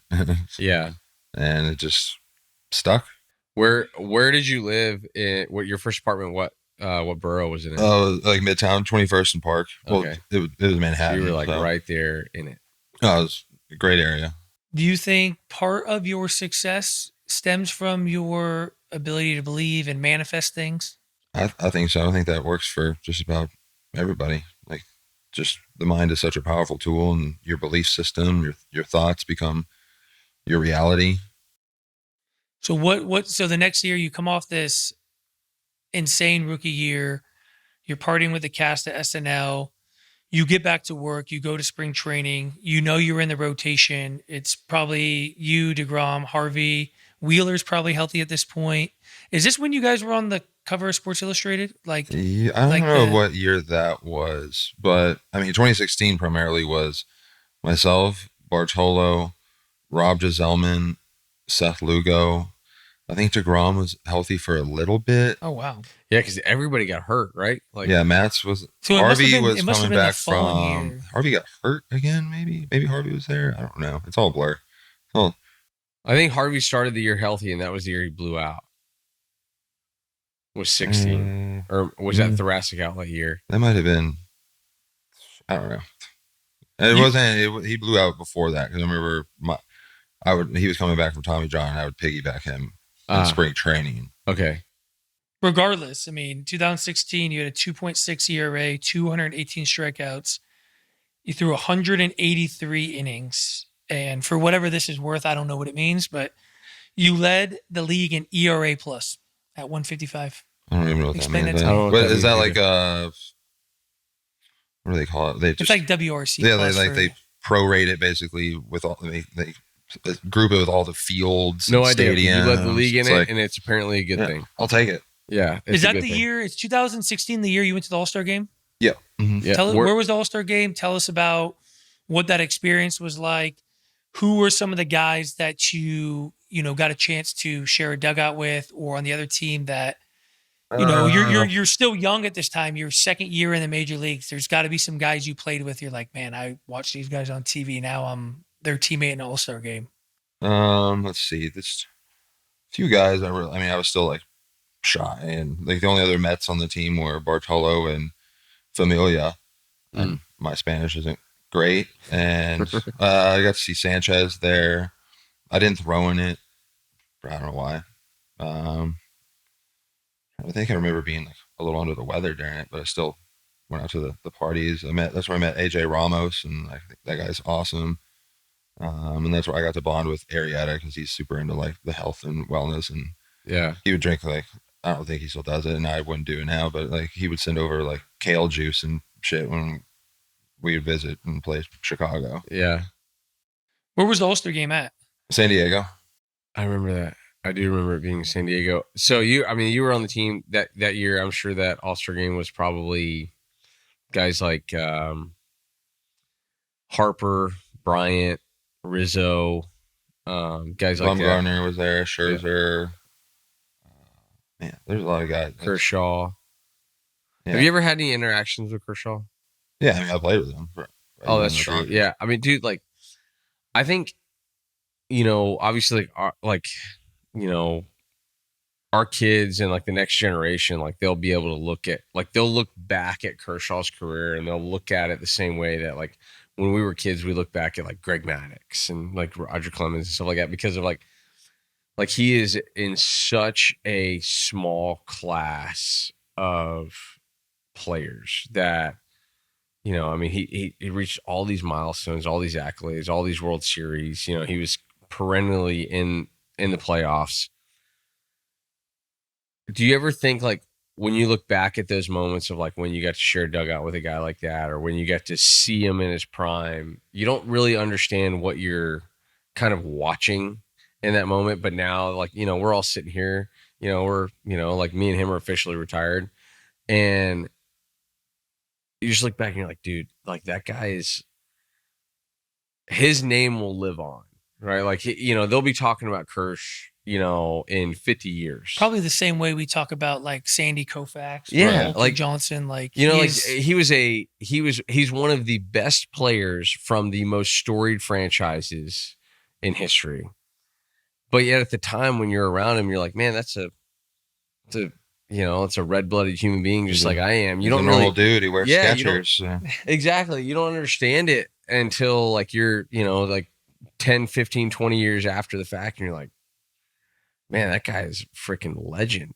Yeah, he's like a Jekyll and Mr. Hyde, not like how Rich Hill would be. Did you play with Rich Hill? Yeah. Oh, yeah. Oh, my God, like the nicest dude in the world. But then if somebody fucks up on defense or he does something bad on the field, he is blowing up trash cans. Love the guy. Probably the best Players Weekend nickname of all time. Dick Mountain. Dick Mountain. But Rich Hill, the Dick Mountain. Kershaw's not like that, but like on his start days, it's like you don't talk to him. Oh, he's a lunatic. He's crazy. I played with him in Cleveland when he was a reliever before he made like his full-fledged. No, Kershaw. Oh, I'm sorry. I thought we were still talking about Dick Mountain. Oh, no. Kershaw's the same way, but like, not like anger-wise, but just like, don't mess with him. The training table that he uses to get ready, like that's his all day. Nobody's allowed to use it because like you never know when he's gonna want to like come in and lay down, and he'll get to the field super early and on a start day and just put on his pants and his cleats and just like hang out for hours until it's just time. ready to go at a moment's notice. Yeah. Hey, during this 2016 season, is that the game you hit the 2 home runs off Kenta Maeda? Yeah. What was that like? Pretty fucking cool. What was hitters like? So it's funny because like, you know, as a position player or as a pitcher, like position players would always like, there's this like knock on pitchers. It's like, dude, like just get out of the way, right? Like I was just up in Cleveland not long ago, and like Tanner Bybee was up there, and he caught a couple pop ups, you know, and like we're joking about like, you know, pitchers being the real athletes. But you go up and hit 2 homers in one game. Is it like one of those few opportunities where you can just kind of just bash position players? Like, bro, it's not that hard. I mean, Tebow runs into a couple home runs every now and then, so it's like, but I also struck out a lot. So, but I was also didn't really care. I was up there just to hit home runs. Like I said, I'm not trying to sit on first base and exhaust myself. Like there were a couple times that, like in the World Series 2015, I hit a single off Rodon Ventura. Threw me this nasty curveball, and somehow I lined it into right field, and I'm on first base, and Curtis Granderson is the next guy up, and no, it might have been David Wright. Curtis Granderson go out, and then David Wright hits a home run to left field. So I'm like, okay, I only want to be on first base if it works out like this, and I can jog around the bases. How often were you guys hitting? Were you taking it? I mean, you were taking it serious, like when you practiced, but ultimately you were out there just trying to hit bombs. Yeah, well, when we in 2016, we had 2 hitting coaches, Kevin Long, who's still with the Phillies, and then was highly regarded, and Pat Rossler, who's these are the Yankees now. Also, like he was the assistant hitting coach, awesome-minded like hitting coach. Not that I know anything about like hitting all that much, but like if we weren't pitching that day or had a bullpen, like he was actively like throwing BP to us. He loved like having us like be the best hitting pitching staff. Like Matt's raked, Harvey swung the bat well, DeGrom swung the bat well, Jason Vargas, Wheeler swings well. Yeah, I mean there was like that stretch of 2018, 2019, and 2021 where if DeGrom didn't win the game 1-0, somehow he wasn't getting any support. So in 2016, you have this epic matchup with Bumgarner in a wild card game. Kind of take us through that. What do you remember about that? I just remember being super wickedly nervous, and then going toe to toe with him for 7 innings, and then I don't even know how did he even go for 2 more? Like, because like took me out, put Familia in. Then he hit like Gillespie hits a 3-run or 2-run home run, 3-run home run. I remember watching that. And then they were like the next guy up on deck was going to replace Bumgarner. It had nothing happened, I guess. And then he hit the home run. And you see everybody in the dugout like waving the hitter back, like come back. And then Bumgarner goes back out there and finishes the game. Dude, so like we just talked about Kershaw and like how he was to the game, but like Bumgarner, even like you were on the losing side of that, right? Which is never fun. But like he was known as the ultimate big game guy, right? Looking back on it now, 10 years later, right? It's 2026 now. Like you took him to the wire. And this is 2 years after his probably one of, if not the greatest postseason, like cumulative pitching performance ever he had in 2014. Do you think like that's one thing like in the moment that you were watching that you like didn't quite understand what you were seeing? It was like just like because he's done now, like he's out of baseball, but he was, you know, go look at his postseason accolades and what he was able to do, not only from a single game standpoint, like he threw a complete game shutout that game, right? Did he go? Yeah, I don't think we scored. Yeah, it was. I mean, I'm pretty sure. I know he threw a complete game. I didn't know if you guys. It was not like he had a lot easier time hitting off me than I had hitting off him because it was like lefty. Yeah, and it's like you think you're gonna hit it and it just disappears. Yeah, it's coming from behind you, but he was just a. But dude, like what he was able to do for that franchise in a period of like they won 3 World Series in a period of 5 years, and he was like in the middle of every bit of it, and he threw every big game. Like, you were on the receiving end of one of those big games. Like looking back on that now, you're like, man, like I wish I would have been able to kind of maybe sit back and realize like what I was a part of. Nah, I didn't really think that. No. Not much depth to it. It was just like, I did Do you my think job. about that now though? I did good. Like 10 years after the fact, do you think about that? You're like, dude, like that guy was so good in those big spots, and I took him to the brink. I mean, I was just so naive, and my ignorance was kind of a superpower back then. I didn't. Did you ever get an off him? No, I don't think so. Not off him. I think I even hit it. That's probably the 2 best hitting pitchers of our time facing off against each other. You and him, or the like. And Greinke. And Greinke, yeah. Greinke was good. Travis Wood was really good too. And like that Brandon Woodruff guy.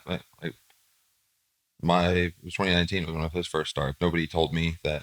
Oh, this guy can swing a little bit. And I'm like, I don't think he did anything, but I'm like, oh shit. Woodruff. Yeah. So 2017, you had a series of injuries, or was it one? Just one. Just one injury. Tore my lat. Tore your lat. I mean, the first month of the season, I had like the best start of any month anybody's ever had to start the season off. And then, I mean, the Mets training staff was kind of far behind. And then I walk into Cressy Sports Performance, just wanting some extra like tissue work, and they did an evaluation on me. This was in spring training, and they're like, "Oh, you're gonna probably tear your lat." He was like, I had no like shoulder mobility, overhead mobility, no hip extension, but like I was still throwing 101 miles an hour. I had a little bicep tendonitis, and the Mets are wanting to put me in the IL and put me in the tube, and I'm like, this is not necessary. Like, give me a little Voltaren, I'm fine. And I started a couple days after, and second inning throwing to Harper, and felt something weird in my lat, do another pitch, and then that's when I felt it go. And then Sandy Alderson, the GM at the time, was not happy with me because I refused the MRI, where I'm like, what an MRI is going to show? I was still throwing 101 miles an hour. Like, if we had like a credible medical staff, they could have shown that, or predicted like, maybe my bicep tendonitis was a precursor to something else.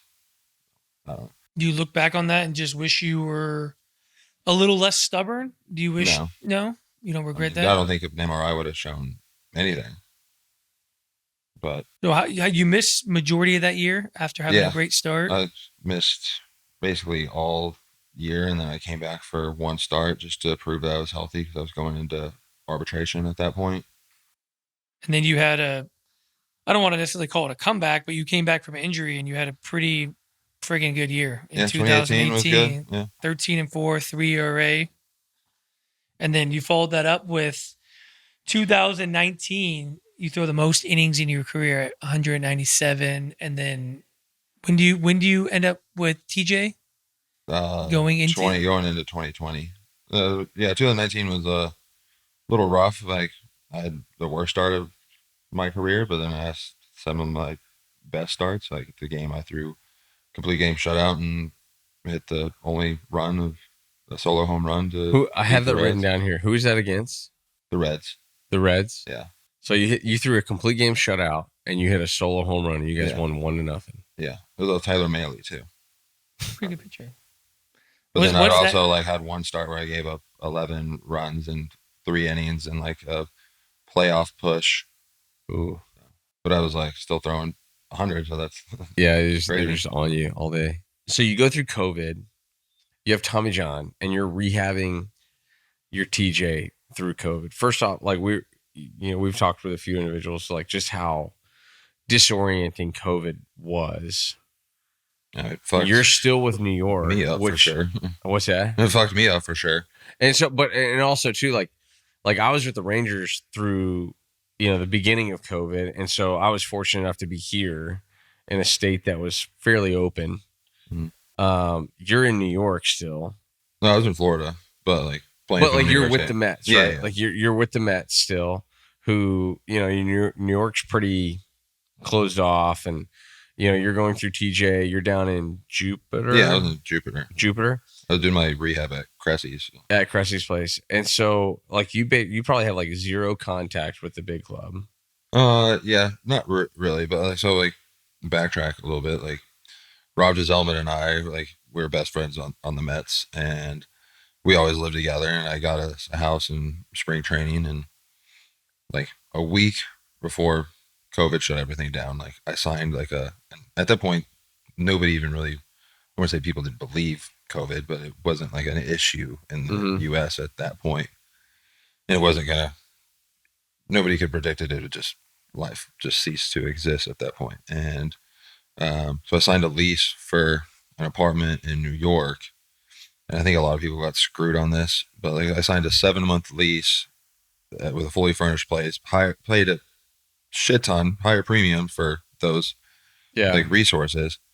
And so that ended up screwing me later because the landlord, I wish I knew who he was. I'd hunt him down in my free time now. But like wanted 4 months rent for an apartment I never stepped foot in. And like most places were like, all right, give us a security deposit, call it good. Yeah. This guy wanted $100,000 just for something that I never moved into. I ran into a similar situation in Boston, also another big city too. And at this time, we were in Florida too for spring training. My wife was right at that about to be 8 months pregnant, right at the time the world shut down, right? Mm-hmm. And we had a really tough decision to make. Do we stay in Florida?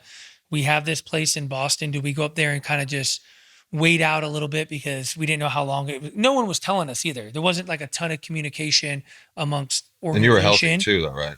You were healthy. Like, yeah, I was healthy. I knew at that point I wasn't going to go to New York. I wasn't going to be an extra body in the way. So we made the decision to come back to Arizona where we were living, have the baby and stuff. But I got put in a situation like that too, where I never stepped foot in my apartment. And the only thing that they would do is they said, just pay 4 months up front. We'll give you the last 2 months. And I paid a ton of money for a place that I never stepped foot in. And then ultimately a couple months later, we got a chance to go back to Boston to finish the season. And I refused to stay in it out of principle. I just went and got another place. Well, my financial guy was like, you know what, just let it go to a lawsuit. So the guy ended up suing me for $250,000, but then plugged it into the media. Next thing you know, New York Post is like writing an article like I think I remember that I basically like skip town on like fraudulent on rent and whatever, just like the optics of it. I'm like, this freaking guy, but it ended up because you would think like the courts are going to be so backed up for years at this point, and then my financial guys was like, let's just punt and settle. But I'm like, just shit ton of money just disappeared just like that. And I'm like, of course. But then I had like I didn't know what the status of things were back home. Even when I came home a year later, probably a year later, not even. I was training at TMI. You might have still been there. Yeah. And like we were having to wear a mask when we were working out. Whereas when I was in Florida, like none of that shit existed. So I spent most of my time, almost 2 years in Florida, renting the same house, like because we did 2-month rental for spring training. And I'm like, you know what, let's just stay here. And then like my 2 best friends from Texas hopped in their car, and one of them has a mini golden doodle, and they all came to Florida, and it was like a frat house. Like we had we had a pop and shot. That's where like I turned the whole house into like a recovery den. Cause like when I found out that I needed Tommy John surgery, I'm like sick, like 12 to 18 months of no throwing, or not no throwing, but like, of no baseball. And like, it's at least 9 months of no throwing. So I'm like, I can just get sauced out of my mind and like work on stuff that were like different mobility issues, and which was ultimately my downfall. Cause I got going down the rabbit hole, but like trying to take the gym and apply it to mechanics of pitching, which are really freaking hard, where I'm like, I can't pitch or throw or I'm not getting off the mound. I'm not throwing for like 5 months. Like, so I can like try to like create different drills that simulate on the mound. And like fast forward a little bit, like that, I don't think that was my initial, what happened, but like that kind of gave me paralysis by analysis into where like month 15 in my rehab, like I'm like crushing my rehab, where it was like a year later, we're in spring training, like about to play a normal season in 2021. And they're like, fuck, like, do we put him on the 60-day to start the season, or is he going to be ready for opening day? Because I was like I could step on the mound at any given time at that point and throw 97. Like, so I'm like, now, like when I was on this quest for like the last 3 years of like trying to find my mechanics and my fastball, it's like every place I've went to, from driveline to tread or wherever, it was like, oh, you need to do this, or you need to do that. I'm like, if all these places are so premier, why is everyone saying a different thing? Where I'm like, when I was really good, like I could throw it sidearm at like 95. Like it didn't matter if like, oh, you didn't get your lead leg block perfectly, or you didn't get into your back hip perfectly. So like, but then I had a setback in my elbow where like something started to flare up. They gave me like 2 weeks off, and then came back, same shit. And then finally, you're like I was supposed to throw 4 innings in a rehab game in St. Lucie, and like I could barely make it through the first inning. I was like throwing like 94, and I'm like, well, now I'd take a 94 every now and then. Yeah. And it was just like everything, it hurt. And everyone's like, oh no, this is normal growing pains for Tommy John. Next day got an MRI down in Florida, and the like fellow surgeon was like, I think I see another tear in your UCL. And I'm like, you gotta be freaking kidding me. Like, No I couldn't have way. done a more like perfect rehab where I just eat, sleep, and breathe like my recovery and rehab and training. And like I had the cold plunge, I had infrared sauna, hyperbaric, hired a chef that would, because we had 4 guys in the house, and we're not all cooking everything together. So I found a chef that was awesome, like super healthy chef. Like come over 3 times a week, meal prep, make fresh stuff for us. Like it was the best place to be for COVID, honestly. And like my best friends, I thought they were going to be there for like 2 weeks. They were there for 8 months. Like they basically moved there, and they were running their own business from Florida. So it was a good thing that I had them around, because that would have been, a lot of people got That's awesome. lonely. I mean, it sounds like too, in that rehab, that Tommy John rehab too, it is like, it's a mental grind. And so doing that through COVID, which was already its own, it had all of its own challenges of just trying to like, hey, what are we doing? What's my goal here? Like, where's the finish line? And so being able to have like friends of yours there in a place that's pretty open, like Florida. So you talked a little bit about like tread and driveline and just kind of the search for like refinding your velocity or your top line performance. When did, so you went to those places and you ended up signing with the Angels in 2022. Did you pitch it all in 2021 for the Mets? Like 2 innings, and it was 2 like innings, 90, like 95, 96 the first start against Miami, and then like back down to like 93, 94. Like something was just off. And I think like when I had that setback at like month 15, that's when my body like processes like as trauma, because like when I had Tommy John, I'm like, whatever, screw it. yeah. And when I had that setback, I'm like, oh shit, I might not ever play the game again. Like, and that's what like fucked me up, and I hadn't been the same ever since. And then I went, where did I go?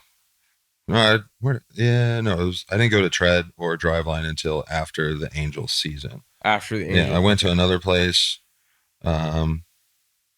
leading up, and like I immediately signed with the Angels and moved to Newport.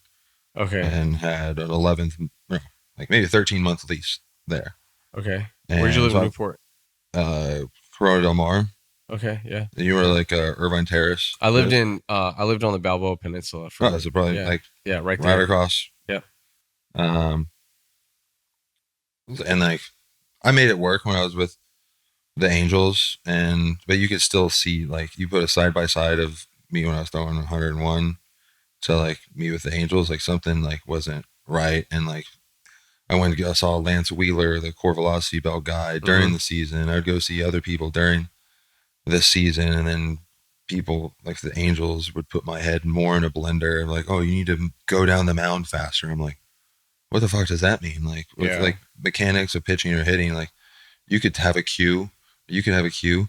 You tell it to me, I'm gonna like process it a completely different way. Yeah. Like to me, like A-Rod always talked about, like he felt like he was taking the knob to the ball, like directly to the ball. Like you watch all of his swings, he's like up at the ball. So like he says one thing, but he's not actually. Yeah, it's the feel. The feel, versus real. like it's how you process it. Like I like using golf as an analogy too. Like I took lessons to kind of get the principles down and the basics, and then now I go out to the range and I'll just start tinkering with stuff. And the instructor came by the other day and was like, "Oh, try this," and like it was like a different language, and it was one of the worst shots of golf I've ever had in my life. And it was like headed towards, like if I'm aimed there, it was like hard.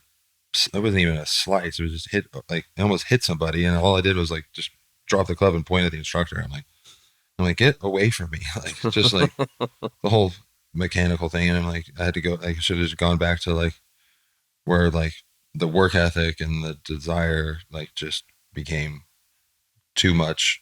Like it became a detriment. Whereas like the DeGroms and the Wheelers, they're just like so like I wouldn't say like type B, but just like they just like do less. Like in the forgetting Sarah Marshall, like when they're on the surfboard, like do less. You gotta do less. Yeah. Like, Well, you kind said of like that. Like, you said something too, and obviously you had a physical ailment in month 15, but you also talked about mentally. That was the first time you had doubt. When you look back on the rest of your career, do you think that's something that impacted you a little bit? It was the first time in your whole career where the power of the mind, where you could manifest all these things, kind of disappeared a little bit.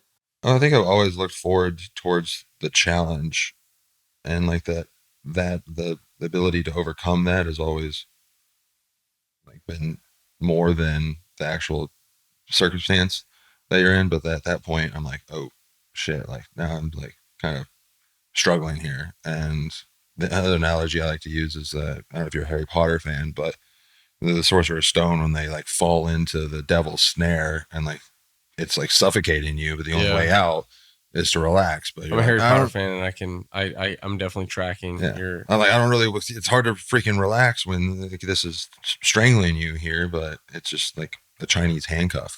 The harder you try to get out, the harder it is to get out. So during that season, you talked about how, the Angels made all these suggestions. Your head was in a blender. You, without even their help, you could see yourself side by side. This is what I was. This is who I am now. You're trying to figure it out. When you get traded at the deadline, is there kind of this, you get traded to the Phillies who end up going to the World Series that year. Is there kind of this, newfound kind of there's optimism for sure. Some optimism, I'm like, you get a fresh set of eyes. And obviously the Angels, probably weren't good that year, just based, I don't know their exact record, but they haven't been in the playoffs in some time. So you leave an organization, obviously a great organization, great place to live, but now you're going to a team that has aspirations of getting to the postseason and to the World Series. And I was like, damn it, I'm leaving the house in Newport. It's the thick of summer right now. And then I go to, nothing wrong. I love Philly, the fan base. It was awesome playing there. But then I'm like, now I got to go play the Mets again. And so like, I don't know how it worked out because we were on the 6-man with the Angels, but I was supposed to start against the Mets when they came to us at home, and something with the pitching rotation, they pushed me back, and then they were like, oh, he's ducking the Mets. And then the Phillies did the same thing with me. And I'm like, all right, it's fine. I don't care. Like, it's not like I'm ducking, but it's just like I'm in a lose-lose situation at that point. I'm like, I do well. And I just did that to my old team. I'm supposed to do well. Yeah. Or if I lose or if I shit the bed, then the Mets fans are winning, because like prior to that, Reed Detmers had pitched what I would call a legit no-hitter. Only him, 9 innings. And then the Mets threw a starting pitcher through 5 innings, and they had 4 relievers come in after that, throw a no-hitter, and they're like just losing their shit about it. And I'm like, all right, whatever. Like, it's not a real no hitter. Yeah. And congrats, good job, team. But and so I posted something on my social media like, oh, this is what a real no hitter looks like, and it was like I had ran over Mets fans' dogs or something like that. I'm like, it was just a harmless joke, but yeah, I was optimistic when I was being traded to the Phillies because I had heard great things about Caleb Cotham, their pitching coach, awesome guy, great pitching coach, and then like Wheeler was there, and then just like have familiarity, like a friend, somebody that I knew, because it's weird like being traded in the middle of the season. Yeah. Especially because like my first start with meeting the team, or like the first day meeting the team was my first start. I'm like, hey, how you doing? Like, What's up? like, meeting people in the field for the first time. Like, Yeah. and Who caught your first? It was Real Real Muto. Muto, yeah. Awesome. Dude, he's a Great. stud. Yeah. Freak. Have you seen the size of his calves too? Yeah. Oh my God. Calves. He's a Big specimen. athlete. So, I mean, that was a really, really good team that you got to join there with Wheeler and Harper and is Hoskins still on that team? Yeah, Hoskins. And my whole the mentality of being there was like, just don't screw anything up. Don't screw anything up. Yeah, Because it's like going to like a in-laws, or not even like you're dating a girl and you go over to like her parents or family's like holiday party. You're just like, you're just here to like, I'm just happy to be Just here fit kind in. of thing. Just fit Yeah, in. just Yeah. fit in. Was it a little bit weird too, you being a lifelong Met and then going back in the division and pitching for a team that, you know, you had faced so many times? And obviously a compliment in this game is there was probably guys on that Philly team that probably didn't like you Well, because you shoved against them. You had a confidence and a demeanor on the mound, but then you're on the other side and guys are like, whoa, I actually like this guy. We're happy to have you. Well, it was more so like the fan base that's typically known for aggression and passion, Ruthless. like Yeah. that rooted against me for the longest time, now are forced to be on my side. But I've always had like, you know, Harper, I didn't really know him up until that point. There was times where I like kind of give him shit on social media, but I've never really sat down with him one-on-one. And like, he's probably top 3 teammates I've ever had. Like just a team guy, like selfless, super dialed in with health, but like and nutrition, but goes under the radar with it. Not as about like outspoken as I am really with it. But yeah, but that team was, the chemistry was, even from the top with Dave Dabrowski, like Yeah. that guy's such a ball buster. Like, and when I got traded to the Phillies, like I don't know about you guys, but with like each team, like their different levels of like culinary teams are quite a bit different. Like the Angels were ass, but like what was great was like every Angels start that I had, the team nutritionist would get me this, I don't know, like I never have to pay for it or anything, but this giant tomahawk ribeye from that. Was it Becky? Yeah. Becky's great. Like even Shout out times to I'm like, Becky. oh my God, not another tomahawk. Like, and I would give them away sometimes. Like it was like that Salts on the Rock catering place Yeah. when you played the Dodgers, they would do like the sushis and all that. Really good stuff. But so the Phillies chefs were amazing. I didn't really eat a lot of their food because I had a chef travel with me that year, but like it looked amazing. And like Wheeler, their palate's not very sophisticated, I guess. And so they didn't, he would complain about the food, and like Dave would come in like, what do you want, Popeyes? And the next day Dave came in with a bunch of Popeyes for Wheeler. I'm like, that's pretty cool. And like he would we're on the road at the Four Seasons in Miami. You'd see Dave down there at the pool, just decked out in Phillies gear, like walking around the city in Phillies gear. He's all Phillies guy. And he gave me the nickname, the Chaperone, because I was like an older veteran guy, but I take pride, and I don't have any siblings other than my older half sisters, but I never really had any little brothers. And so I was like Brandon Marsh, who I got traded with, awesome human being, Alec Boehm, like Bryson Stott, Nick Maton. And Nick Maton was great because, I mean, he's just awesome. But he had this best friend named Chicken who didn't even play baseball. He was just around a lot. And if you were worthy enough, you would get to have interviews with Chicken, and he would come up with like your animal nickname and like a call sign. And my animal nickname was the wild cassowary, which is like the third or second largest bird. Cassowary? Yeah, and it's like known to, like it's had human fatalities before. They look like a big ass ostrich, like a raptor. I'm like, that's so me. And like just very like quirky. I mean, Raffi was the giraffe, which kind of makes sense. So you look at him and you're like, he's a freaking giraffe. Like, and everybody had like call signs. So like it was hilarious in the playoffs. It's like I'd be in the bullpen. There'd be an out. You'd be like, you'd see guys going around. Well, it was even better when I was with the Dodgers the following year, because like the Dodger Stadium, the Phillies are like take the field, and like everybody from their field is like giving me the Casso is the call sign for the cassowary, and then you got Raffi, you got Wolfie, you got.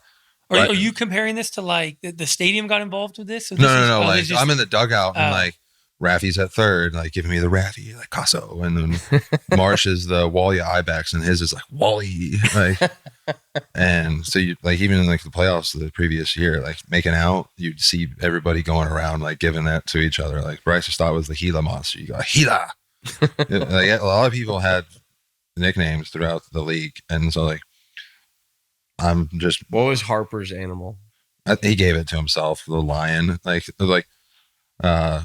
Shorebirds was actually Whitey for the white-tailed deer, but he gave himself Grizz, so we let him do Grizz. I can't remember what Reese was, but like we were just like a bunch of like. I mean, you like the Phillies. You see, like last year, they're you hit a double and like you celebrate, and like theirs was like doing like this, like shaking your tits or whatever. Like, yeah, they're just like a bunch of dudes being guys. Yeah, is it a fun team? Yeah, it was so much fun. That's awesome. But like so, like with the young kids, like I was like, there was a lot of older guys with like JT Remuto's got like a litter of kids. Kyle Gibson's got awesome. Gibby's a great dude. He was my locker mate. He's got 5. Like everybody's got like kids, and I'm the only like I don't want to say veteran guy, but older guy that likes to like. And David Robertson, awesome dude. I don't know if you ever played with him, but awesome, like great guy. And his family, he got traded too, so his family stayed behind, and they were older kids too, so they like school and like stay at the house. And but it was cool because I texted him once he decided to retire. And brilliant guy, because he's been his own agent for like I don't know how long. And I was like, just send him a nice text, glad to be part of your career. And he's like, oh, thank you. Like when I become a GM, you're one of my first call. I'm like, I don't know for what role, but sure, I'll take it. Like that's awesome. D-Rob's a guy I never got a chance to play with him, but like playing against him and as a fellow like reliever, like I had a huge amount of respect for that guy. Not only what he was able to do as a player, but kind of what he's able, like, you know, he seemed like he was done. Then he went and pitched in the Olympics and came back, and like he's reinvented himself like a couple times, and then representing himself as a player, you know. So I feel like he's one of those guys that he's done a lot more for players. I mean, he also took the first half off of that season with Philly, right? Was it the year he took the first half of the season? He stayed in shape, and then a team, or maybe that was last year. Yeah, it was last year. Yeah, last year he signed just with the sat Rangers, at home. right? Yeah, the Rangers. He sat at home, you know, half the season, played dad, kept himself in shape, but like somebody's gonna get hurt. I'm gonna get a phone call eventually. You know? Yeah, yeah.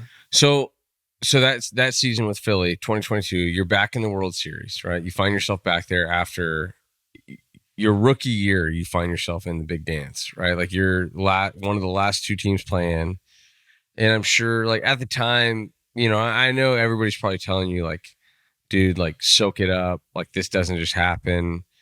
But it's like, man, this is my only experience in the big leagues, right? And then all those years go by in between, where it's like, man, it is really hard not only to get to the World Series, but just to get to the postseason, right? Like just to get to October and play meaningful baseball down the stretch. Because how many years in a row did you go without being in the postseason? I mean, 6. I mean, so you go from being in the World Series, 6 years without the postseason, and now you're back in the World Series. So now you're able to take the role with some of these younger guys that might be either in the bullpen or in the rotation of like, hey man, like just soak it up. Like this is unique. What was that like kind of being in that newer kind of veteran role in an experience where you've kind of been around the league a little bit? You've got some of these younger guys that are having a ton of success early on. What's that like? I mean, when it came to like my leadership skills, I guess I'm not that kind of guy to remind people to like cherish the moments. I feel like that would just be a given obvious for anybody kind of with like a soul or passion for the game. But I guess you could be more intentional because you think back on it now, it's like it's a blur. Like I don't know, it's kind of like a form of meditation, just trying to be present in the moment as much as you possibly can. Mm-hmm. But yeah, like I don't know, I just have a different way of. It's kind of a new territory for me too, but something I'm prideful in. Just trying to.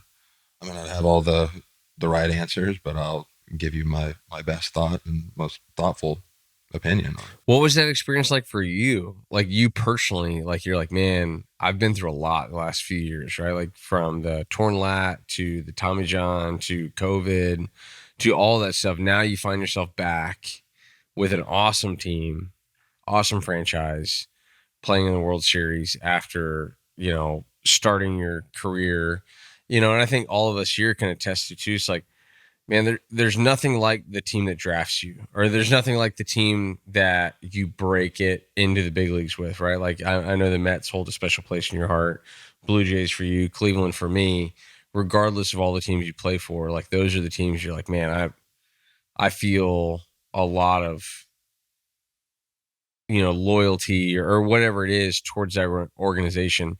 Now you find yourself back in the same situation with a different club in the same division, but you have all this stuff that happens in between there.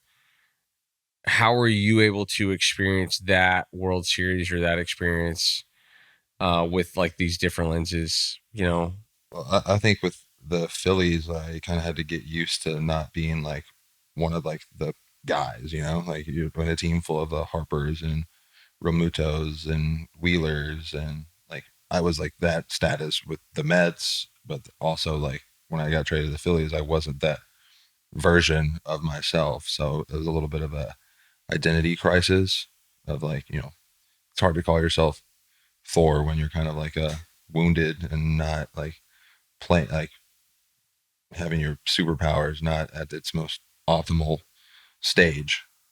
Like something that it's like, even when I was with the Dodgers and having that hell of a time, it was like when you used to go to war with a bazooka and now I'm going to war with a water gun. It was those, yeah, I made it work for like competitive, but it wasn't like, I don't know, it just felt like I was pitching with a straight jacket on, being too fine or trying not to make mistakes because I didn't have the velocity for long. It wasn't necessarily just velocity. It was like just the whole mechanical thing of not being able to like rip it, Mm-hmm. Like, when you get done with the World Series and you end up signing with the Dodgers, you talked about how, you went to all these different places, the treads and the drive lines. And you talked about how, food in different places is not a level playing field across the major leagues. Did you know about what the Dodgers wore in terms of medical staff, the ability to try to maximize who you were and what you had left in the tank? Was that a big reason you decided to sign with the Dodgers that offseason? yeah, I thought that they have or had a secret weapon, and I mean, I love a lot of the relationships, and I don't want to talk negatively about what happened with me with the Dodgers, but because all I did was like buy in, listen to my coaches, trust them, and it just took me down a spiraling path of more paralysis by analysis, where I'm like, it was almost like a minor form of the yips. Like I could still like throw a ball, but it wasn't like the same. It was like a disconnection. Um, but like, yeah, I wasn't really.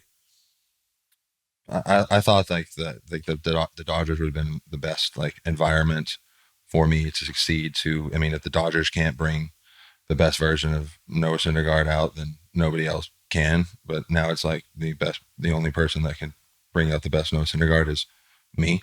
It's like even when I was really good, like when I first got called up to the big leagues, like I would tinker with, like I used to grip the ball really, really hard, and like my arm felt it. Like I don't know, there wasn't a lot of like, I use the pitching analogy for like, instead of like a catapult, like a trebuchet. Like, you know what a trebuchet is?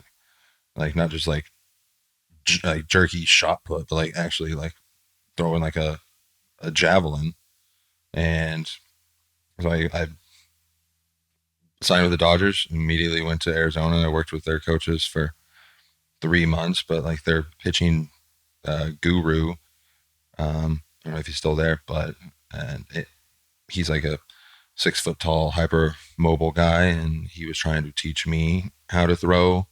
And he, at one point, threw like 96 or whatever. So it's like he was trying to teach me how he threw 96. And like all these places you go to now, like they have a mold, and everyone tries to get you to fit a mold. Like, so 2022 season ends. The first thing, no, I went to Tread for a couple days. They did like an evaluation, and like they wanted me to start. Like I took like 2 days off. The World Series ended, and I went to Philly to pack my shit up, and I went straight to Tread. Was there for a couple days, and they wanted me to start throwing like maybe like a week off, 2 weeks off, and I'm like, I just got back. This is my first full season coming back from Tommy John. You still want me to continue to like throw, no time off? And then right after that, I should have disclosed. I'm like, hey, like I'm gonna go try Driveline next. And I go to, and like I throw a bullpen at Tread, and I'm like 93, 94, but like crazy hop, like, and I'm not like a bit like 22 inches, like insane, like Verlander stuff, like that isn't right. And I go to Tread a couple days later, and like the metrics are so different. So I don't know what was going on there, but like they both said 2 different things. But like Tread, like everyone's like, they hook you up to the biomarkers, and it's like everything's based off like timing, not like where everything is really. So it's like the only thing you need to like focus on is like your what are they, like the drift. I hate that term. Like with the whole Bowers, like the drift, drop, block, and rotate. I'm like, anybody could, like, I mean anything to anybody. Like when I like pitching, like coming up, like every start I had a different cue. Like the 2019 start against the Reds were probably like my mechanics felt the best they've ever felt. Like it didn't feel good until like the 4th or 5th inning, where I had a cue of like screw my back leg into the ground when I lift and stay closed and throw the shit out of it. Nothing like, oh, I gotta make sure my ankle is facing north or like all that crap. And 5 days later, I'm throwing against San Diego, and like that same cue is not giving me the results that it was with ease. Like around the 4th or 5th inning against the Reds, like I could throw with my eyes closed. So like now when I'm trying to go back to that cue, my body does something completely different. I get like super rotational, and I'm like, I don't know what I was actually doing there with that cue or like that mechanical technique, but it was working for me. I wasn't thinking of like, oh, I got to get down the mound faster, which is what the Angels trying to get me to do. I'm like, get down the mound faster. So I'm like, just do whatever I'm doing now, but faster and with more efficient, like worse efficiency. Like, but that's the thing. Like even with my agent, like who just like, he doesn't know pitching, nor does he know like the game. He knows baseball. He played a little bit, but he would try to like give me like pitching advice. He's like, yo, just touch the grass. I'm like, and get like frustrated. Like many coaches also would get like frustrated with me. I'm like, these I'm are the same trying tips that here. we give our 8-year-olds. Yeah, I'm like, it's a lot more complex than that. Like it's really hard to reach out and touch the ground when I'm screwing up something back here. Like you can't give me like that kind of reverse feedback loop of like, give me like, you can't just give me the finish line or like where I need to be without giving me a map of how to get there. I'm like, just tell me how my body's supposed to move, and then I can add on like the speed and juice. And like, it was just like, I would just rely on my leverage to like throw hard. Like, or you wouldn't tell Randy Johnson to like sit down the mound, because why would he want to get shorter Mm-hmm. down the mound and lose his leverage with his height? So, but back to like with the Dodgers don't really have like a secret sauce. The secret sauce is just like the aura around them. Like it's like a lot of teams have like confidence and like cockiness, but it's just like the decision's already made once you step on the field with them, pretty much, unless you do something about it. Like they're really not going to beat themselves. You have to physically beat them, and in their head, they've already won the game. But I mean, in terms of the nutrition, wasn't spectacular. I don't know. I had a chef at that point, like, which is like to any young person that has like the means to do it, that's invaluable. But then like the training staff was elite. Strength staff, their strength, they do a little different. Like I wanted to make t-shirts that say Los Angeles water bags on them, because all they do is do water bag stuff. Like last year when they were doing like the celebrations, like on second, like they were doing like this stuff, like that's a water bag hip lock right there. Like on hip locks. I was there. But then like that's when I started to get met with like the possibility. I'm like, oh shit, like I'm not invincible and I'm not like protected. Like I could get released or DFA'd or real fast. And like when I was really struggling with them, they put me on the Phantom IL and they let me go down to a place that I worked out at before, because they did a side-by-side video of like me when I was throwing 100 and me now. And it's like drastic difference of like, and not just like timing of everything. It's like get your my gloves way down here back in the like now. So I can't, like, I'm super rotational. Mm-hmm. And like, it's just was messed up. So they're like, all right, we don't really care how Noah does it. Like, we just want him back. And I was trending the right way. And then I got traded to, before I even made it back to the big leagues with the Dodgers or from the IL, they traded me to the Guardians. I was about to walk out the door to go on a rehab start with the AAA team in Reno, or to fly to Reno. And they're like, yeah, we're going to trade you to the Guardians. I'm like, okay. I was so blown away and just like, I'm sure it's going to be really disorienting. Yeah. I'm like, Cleveland? I'm like, all right, cool. And I became like the second oldest player on the team overnight, with the exception of Jose Ramirez.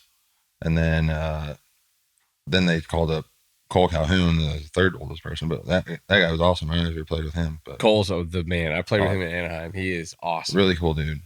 And so like it was him and I together with a bunch of like really young kids, and like they weren't really gambling per se, but like the amount of card games being played for like 24, 25-year-old kids, like even on the plane, like 5 different card games going on. I've never like one tops on other teams, but Cleveland's a sleeper town actually. Like I would it's go an awesome to place. I was just there all week last week. Town Hall like every day for lunch. I mean, I thought they were one of the best like training staffs.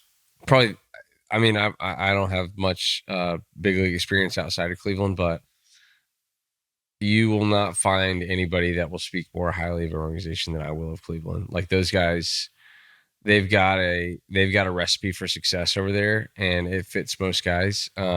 Is there something too? Because I mean, you could touch on it too, but Carl Willis is there, and he's been there a long time. Is there something that you've now played in a couple of different organizations? Is there something that he brought to you in terms of your mechanics and trying to get you back, or you still felt after seeing him, the only person that was able to get you back was yourself? Well, and he's more like a figurehead for, I think, most pitching coaches, though, the old school guys. They're not. There's like a pitching group over there. Yeah, they're like most teams now. They'll have the head pitching coach. It might be an old school kind of guy that's just there for like a grandpa kind of role, like uncle leadership, older father figure, I guess. Which is how I saw Dan Worthen when I was with the Mets. But still, like, very, like, ingenious pitching mind. Whereas, like, some old school guys are like, oh, like, give you, like, the most simple stuff. And I'm like, sometimes simple works, but, like, I've gotten to the point where, like, I want to make it, like, somewhat hard or not make it so simple because that's not like fun, I would say, but like that's just not my terminology. Now that's not the way I speak. Like, just stay closed. I'm like, well, what does that mean? Like, Yeah. what? Stay closed until how long? I love that stay one. closed. Stay tall. Stay back. What does that mean? Pop down, do less. Yeah. Yeah. Exactly. But then they had like another pitching guy that was super advanced. Joe Torres. Yes. Yeah. Big fan of him. Yeah, I like him a lot. He's awesome. Like one day, like Gavin Williams was like, he was still throwing the shit out of it, but like his ride wasn't like where it needed to be, and like he was watching video and like his hips, but also it's like we're getting nitpicky here. And, Yeah, like, that's hard splitting to like, hairs. make adjustments. But I guess we're elite, we're the best of the best. We should be able to do that, much like how golfers can manipulate spin and whatever on the ball.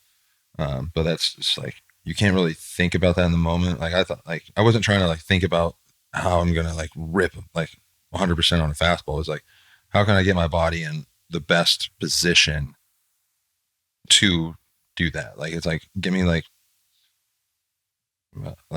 here I am with fucking golf again. It's like, show me how my backswing is gonna be, and I'll take care of the rest. Like, yeah. I'm not going to think about like, oh, I need to be doing this like mid swing. Like, just give me the recipe. Give me a starting point, and I can take it from here. Yeah. So after that stint with Cleveland, this is off season of 2014. No, that was for 2000. That was 2023. That was off season in 2023. So going into the 24 season. Yeah, but I didn't have any like real job offers. I thought like the Pirates might have been players, but nothing really happened. There was like I threw in front of the Japanese team, but never heard much from that. I would have loved to go play in Japan. I think that'd be a really cool experience. How much time did you spend into the 2024 season working on yourself, trying to regain form, and even today, are you still throwing? Probably I just gave it until May of 2024, because at that point I was going to a place in Atlanta called Maven. I went there probably 3 or 4 times, but it's still like, man, I don't like all these, like, to some, like the force plate mounds, the biomarkers, it might work for like if you can get somebody like raw, but like having a, like an old school guy do all that, it's like, it was also, we made it like we were able to be really, really good and successful without like all the TrackMan, and because like some of that stuff, it's like too much feedback. I'm like, you throw a pitch, it feel good, to do what you wanted to do, all right, great. Like I don't need, checks my box at that point. Mm-hmm. Sorry, what was so how long did you go in 24? Oh, that was like till May. Like I went to Maven 3 or 4 times, and the last time I threw in front of a couple of scouts, but still like stuff wasn't clicking, stuff felt off, like more feedback, more people just throwing more into the pot, and then putting more, like just putting my head in a blender. And then I signed, I gave I started throwing again. I don't know when it would have been once I stopped at that point.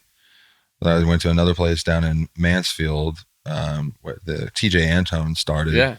And I was there for a couple months, still working out the kinks, but I think hoping the guy there never sees this. But it was just like, you know, we would consider ourselves like experts in the field of our craft of baseball.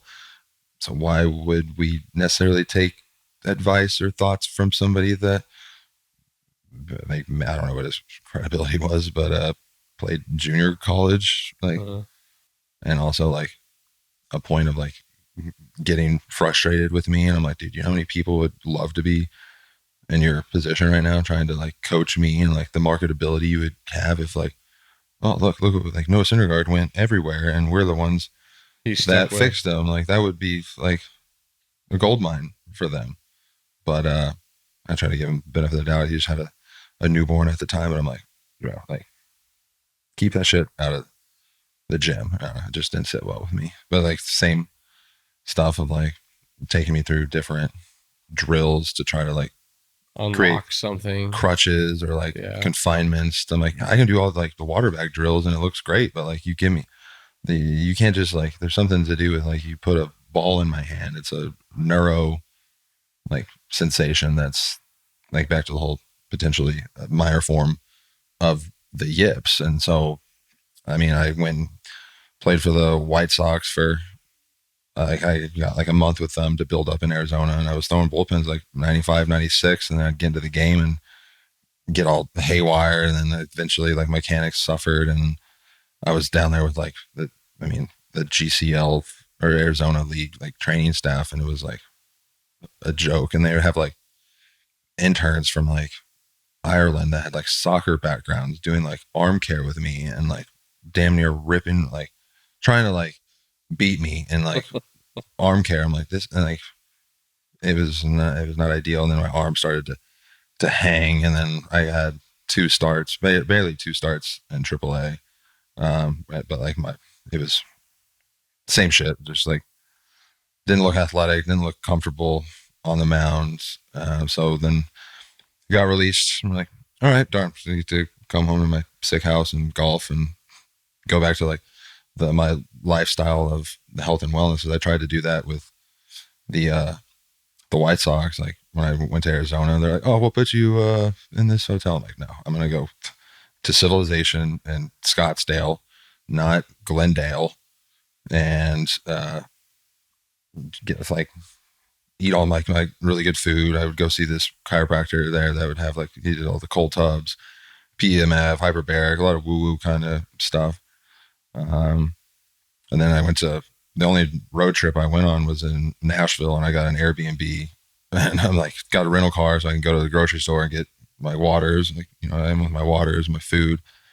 Found a healthy restaurant that was 30 minutes away, but right next door was another sauna and cold plunge place. And so it was just like the amount of extra effort I had to do to go find an Airbnb or like, and then the next road trip was in Syracuse, and it was slim pickings up there, but I found a place. It was like going to be an hour drive, but it was on a lake, and it was going to be pretty sick.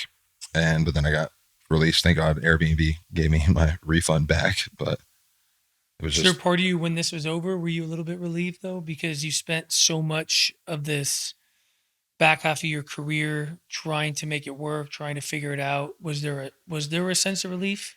Yeah, because it kind of, I was making the decision for me. Because I'm like, if you leave it up to me, I'm going to try to do this till I die. Because it's like, I've come to the conclusion, the realization that like, you know, like I'm not much of a religious man, but I feel like I'm being called to that, because you want to hear God laugh, tell him your plans. And like, I thought for sure I'd be playing until I was like Nolan Ryan age, like 48 years old. And then it just doesn't end up like that. Like back to the whole like power of manifestation, like, and just kind of ignorance is bliss. Like I just became more aware to all these different possibilities. Not that was a bad thing. It was just like a natural component to life, just being more aware as we age and gain wisdom. But like I was just dumb and young and had this, I mean, I think probably a blind confidence to myself that there was no way that this was going to be the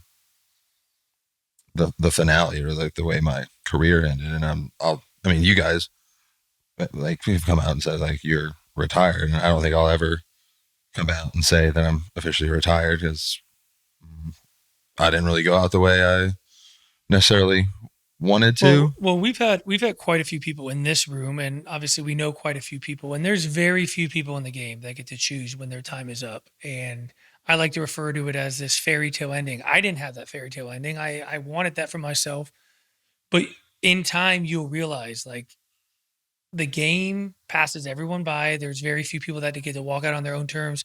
But then what you start to realize, and we talked a little bit off camera, is you're going to find what you're passionate about after baseball, and all the things that you learned in baseball, the perseverance, the discipline, the attitude, the blind confidence are going to translate into things in your life that will fulfill you the same way that baseball fulfilled you with. So I kind of want to just ask you too, like you've from the moment we've walked in here, you've talked about kind of your evolution from this, you know, shy, pudgy kid into this person that dedicated his life to kind of healthy living and healthy, and even tried to help different organizations try to improve them. I think it's really cool. And if you mind sharing, like, I'm into health and fitness myself. My wife's very much into it. I try to live a very healthy lifestyle. The fact that you got linked up with, RFK Jr., who's trying to, make our world a healthier place. How did that kind of relationship start? And what was that experience like getting a chance to go to the White House with him? It was kind of a wild story of how it all happens. Like my best friend, I mean, my mom calls him her favorite son. Like he's a great human being. And he was like my sidekick in New York. He was up there probably once a month. And, during the games, he would meet people. And one of the guys he met was this guy named Alex Brusewicz. And he's really, he's like a political, like shit talker, conservative shit talker on social media. I don't know what else. I think that's what he might call himself. I think that's what he did at his wedding anyways. So he's been in Trump's campaign for the longest time. And so Bose, my best friend, reached out to him once Trump got won the election, and was like, we should go to the inauguration. So we went to the inauguration, and some other person we knew got us into like the Maha party, and then that's how we met RFK for like 3 seconds. Really took a picture with us, and then my Bose is very like persistent. He wanted to change with his career. Took a lot of initiative and would fly up to DC like 3 or 4 times for interviews, and then got a job for HHS. Was with HHS for a year, and then through that, like just different connections. I hosted a Maha event at my house about a year ago where Dr. Phil spoke. So that was pretty cool. A lot of really cool, like-minded, interesting people showed up in like the health and wellness space. And then probably 2 months after that, maybe a month or two, got invited to go to the White House for like the Maha report reading. And I can't believe I was like there, because I was with like Callie Means, I don't know if you, Brigham Bueller, Paul Saladino, Dr. Will Cole, Mark Hyman, Gary Brecka. I think who else was there? Like just big name people in the health and wellness. And I'm just like, guys, don't forget about me. I'm like, they're like all walking around like the White House. And like, I'm in this group too, sort of like, and I was able to do like interviews with like, I did like I'll show you the picture later of like me and, Gary Brecka. Like, Oh yeah.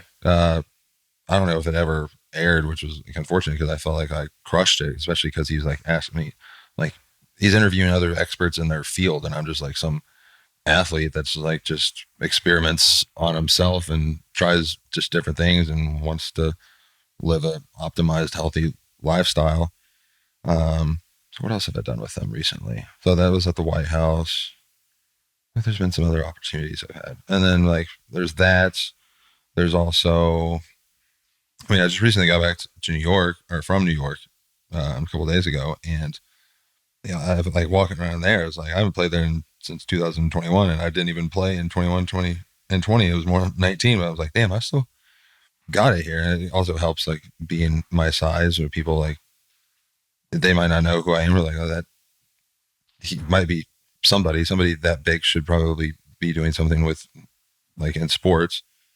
So I was just like walking around, like I'd go to, like I'm big into like the saunas and cold plunges, and I go to this place called Bath House in New York, and I don't really tell anybody about it. And I don't have anybody from my agency like reach out like, hey, no one wants to come here. I'm not looking for like freebies or hookups. I just kind of want to go under the radar. And it was just destiny how it happened. Like I got an email thinking it was fake from the director of growth marketing. Like, hey, we want to have a sit down with you, do some content. He's like, we know. I'm like, I haven't played there for like a while, so like, sure.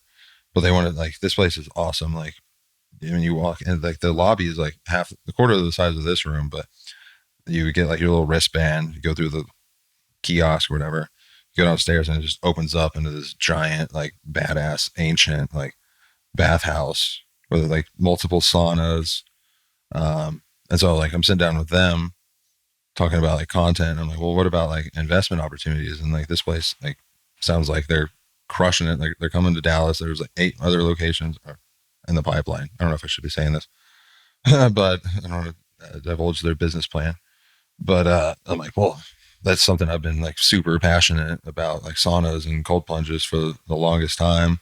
So there might be investment opportunity there. If I invest in them, then I might just devote a lot of my life to that business because it's really cool. Like saunas, like everyone's like, oh, I love saunas. I'm like, well, you sit in it for 12 minutes at 200 degrees, you're not going to love the sauna. Much like most people are like, oh, I don't like the cold tub, but I'll do the sauna. I'm like, well, you shouldn't like the sauna either. But what's really cool about this bathhouse place, they have these ceremonies every 90 minutes called off gooses. And like, it's like a normal, I mean, it's not even their hottest sauna that they have, but it's like a giant rock cold bed.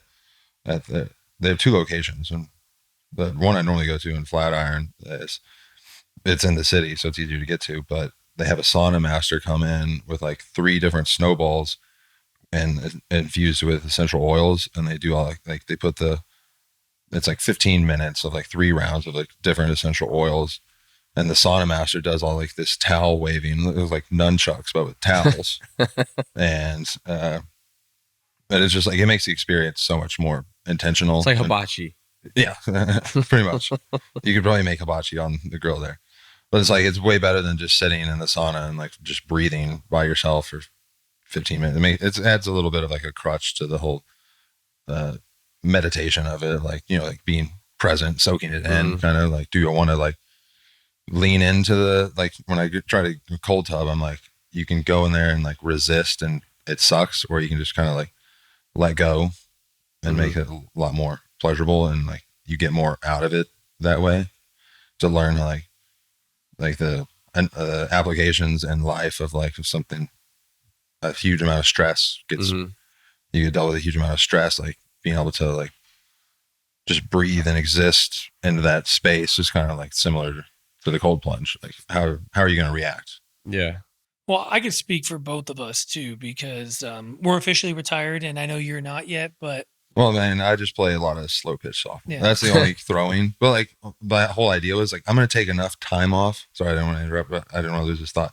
I'm going to take enough time off to where I completely forget about throwing, forget how to throw, forget anything that anybody's been trying to teach me for the last year, and like just do what feels natural to me without any outside input. And I'm like, I actually, like when I throw a softball now, I'm like, oh shit, like I can actually like, it doesn't feel like I'm like just dart throwing. It feels like I'm like actually throwing the shit out of the ball now. So I'm like, thank God. I don't know if it's just like an unwinding of like the nervous system, like just relaxing finally. So I don't know. no, I mean, I think there's some truth in that, and the fact you're not officially retired, I wouldn't, rule out a chance that, at some point you've talked about finding your North Star. Maybe your North Star is to give it one more run. But for 2 guys that are retired and have a maybe different perspective than you, for someone that gets a chance to go back to Toronto, to someone that gets to go back to Cleveland, the places that we call home in our baseball careers, we can sit here and talk about our career didn't go the way that maybe we dreamed of it going. But the fact that you still get recognized in New York, the fact that we still get recognized when we go back, the fact that you left a mark on the organization is just a testament of what you did in your career, and that's never going to be forgotten. And I think you need to give yourself a little bit of grace, because not everyone gets the ending that they want. But the fact that you can leave a mark somewhere and that it's remembered for generations and generations, and going back even, 5, 6 years later, and people remember what you did for that city, is just a credit to what you were able to do in your career.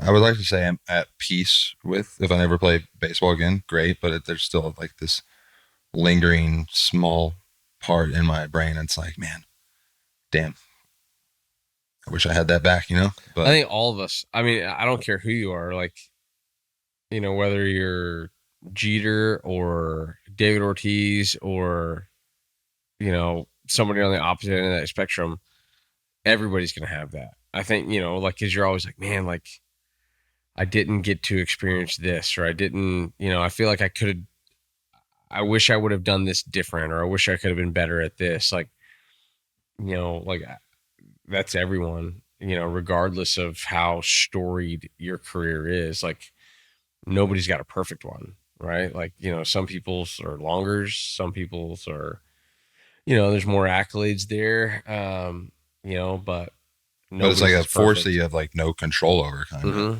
And also too, I think that speaks to just the high level, burn the boats type A achiever that you are, where it's like no matter what you did, how well you did it, I'm sure if you really looked at it, like there's things that we could have done better, all of us.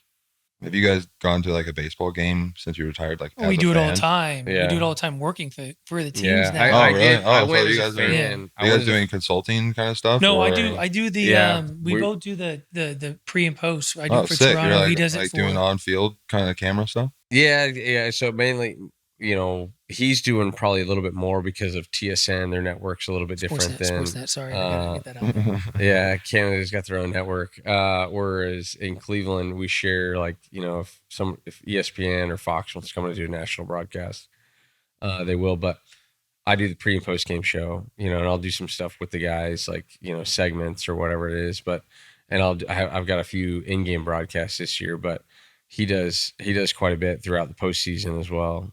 Oh, that's cool. I didn't know that. I went to a Yankees game when I was in New York. How weird is it being in the stands?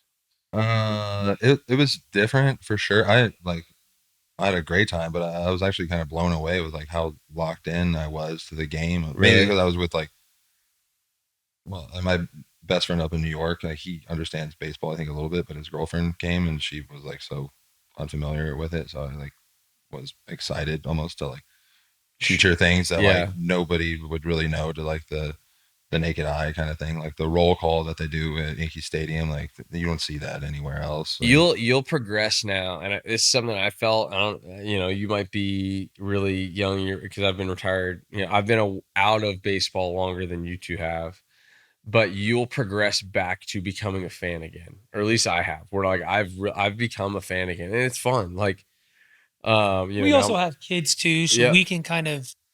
Well, that's kind of our vice now is coaching our kids and trying to, whether they want to play baseball long term or not, but just being around the game and getting a chance to teach it, like, fills my cup tremendously. Getting a chance to go back to Toronto, kind of get that friendly reminder of I wasn't an all-star, I wasn't a superstar, but I did leave a mark. And the fact that I can go back there, people recognize me, have an appreciation for what I did, really fills my cup. But I guess the last thing I would tell you too, just as a friend, someone that, we grew up playing together, there's part of me that didn't like the way my career ended in Texas either. But I was sitting in a seat kind of much like you were, after my time with the Angels. And I had that opportunity to walk off the field under my own power. And I knew in my heart of hearts at the time, I knew I was done playing. Called my parents, my wife and kids were already there. And I said, hey, this is the last time I'm playing.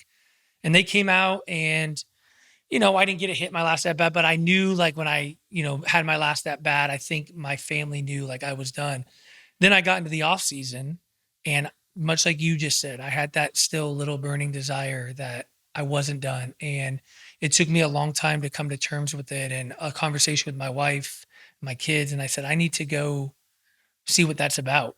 And I did it, and I'm not regretful of it. And then when my time was done, when I got released from the Rangers, I put that light out. It was so much easier for me to walk away. And if that's what you decide to do for yourself in your career, we're obviously going to be wishing you the best. But What do they call hopefully it? there's a time that either you go and decide to play and that light goes out, or it goes out organically and you find that North Star you were talking about that kind of drove you to be the guy you were in your career. We'll call it like a sabbatical kind of right now. It's like, Yeah, and you 'cause- kind of joked with me over text too that, maybe you pick up teaching, high school chemistry or history, whatever the No, guy with, and the rookie. Jimmy Norris. Yeah. Oh yeah, exactly. Look at him. Like, but I don't like using the term retirement. It's like, what am I just gonna get fat and lazy and just relax? Like, no, I'm in better shape now than I did when I ever played. So it's like, that's why in the back of my head I'm like, why would I ever like say I'm fully done when like maybe I'll just wake up one day and be like, I'm gonna give it another shot, which definitely not gonna happen this year. I haven't been seriously training, and also like the road of coming back to the big leagues would be the hardest thing, harder than even make it to the big leagues in the first place. Like, the mountain that I would have to climb. Like, am I capable of doing it? Yeah, but even debating the thought in my head of like, this shouldn't even be a possibility. Like back in the day, it was like, no, I'm going to climb this mountain. Like, that's not like, do I want to do it, or I just want to like go around it, or just set up shop here? I'm good. Like, so, and it's definitely not going to happen. I don't think I'm not very optimistic about a 2027 season with the current status of the rumblings I'm hearing. So it sounds but maybe that gives you the opportunity to give yourself some time to kind of decide what you want to do. And, maybe at some point, 2027, when cooler heads prevail and baseball's back, or maybe it's 2028, we might be seeing you back on a big league mound.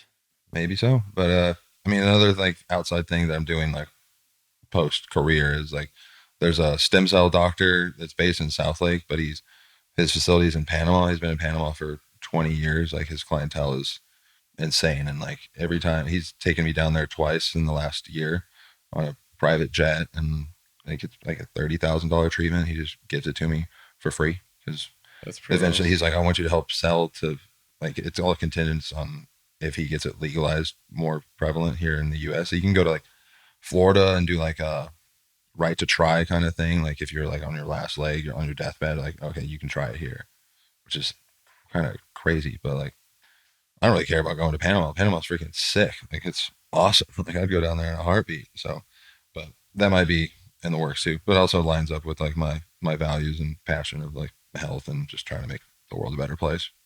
Well, we can't thank you enough, man. I saw you when you were a young kid, and the pitcher you turned into, and this figure you turned into, Thor.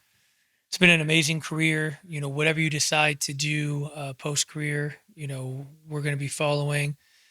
Your ability to change this world is kind of endless too. What you shared with us on the show, I think is going to help some of these younger players, some of these parents, and just how important, proper, hydration and living and nutrition can benefit a lot of people's careers. And if you enjoy what we're doing, continue to subscribe. It's the best way to support us.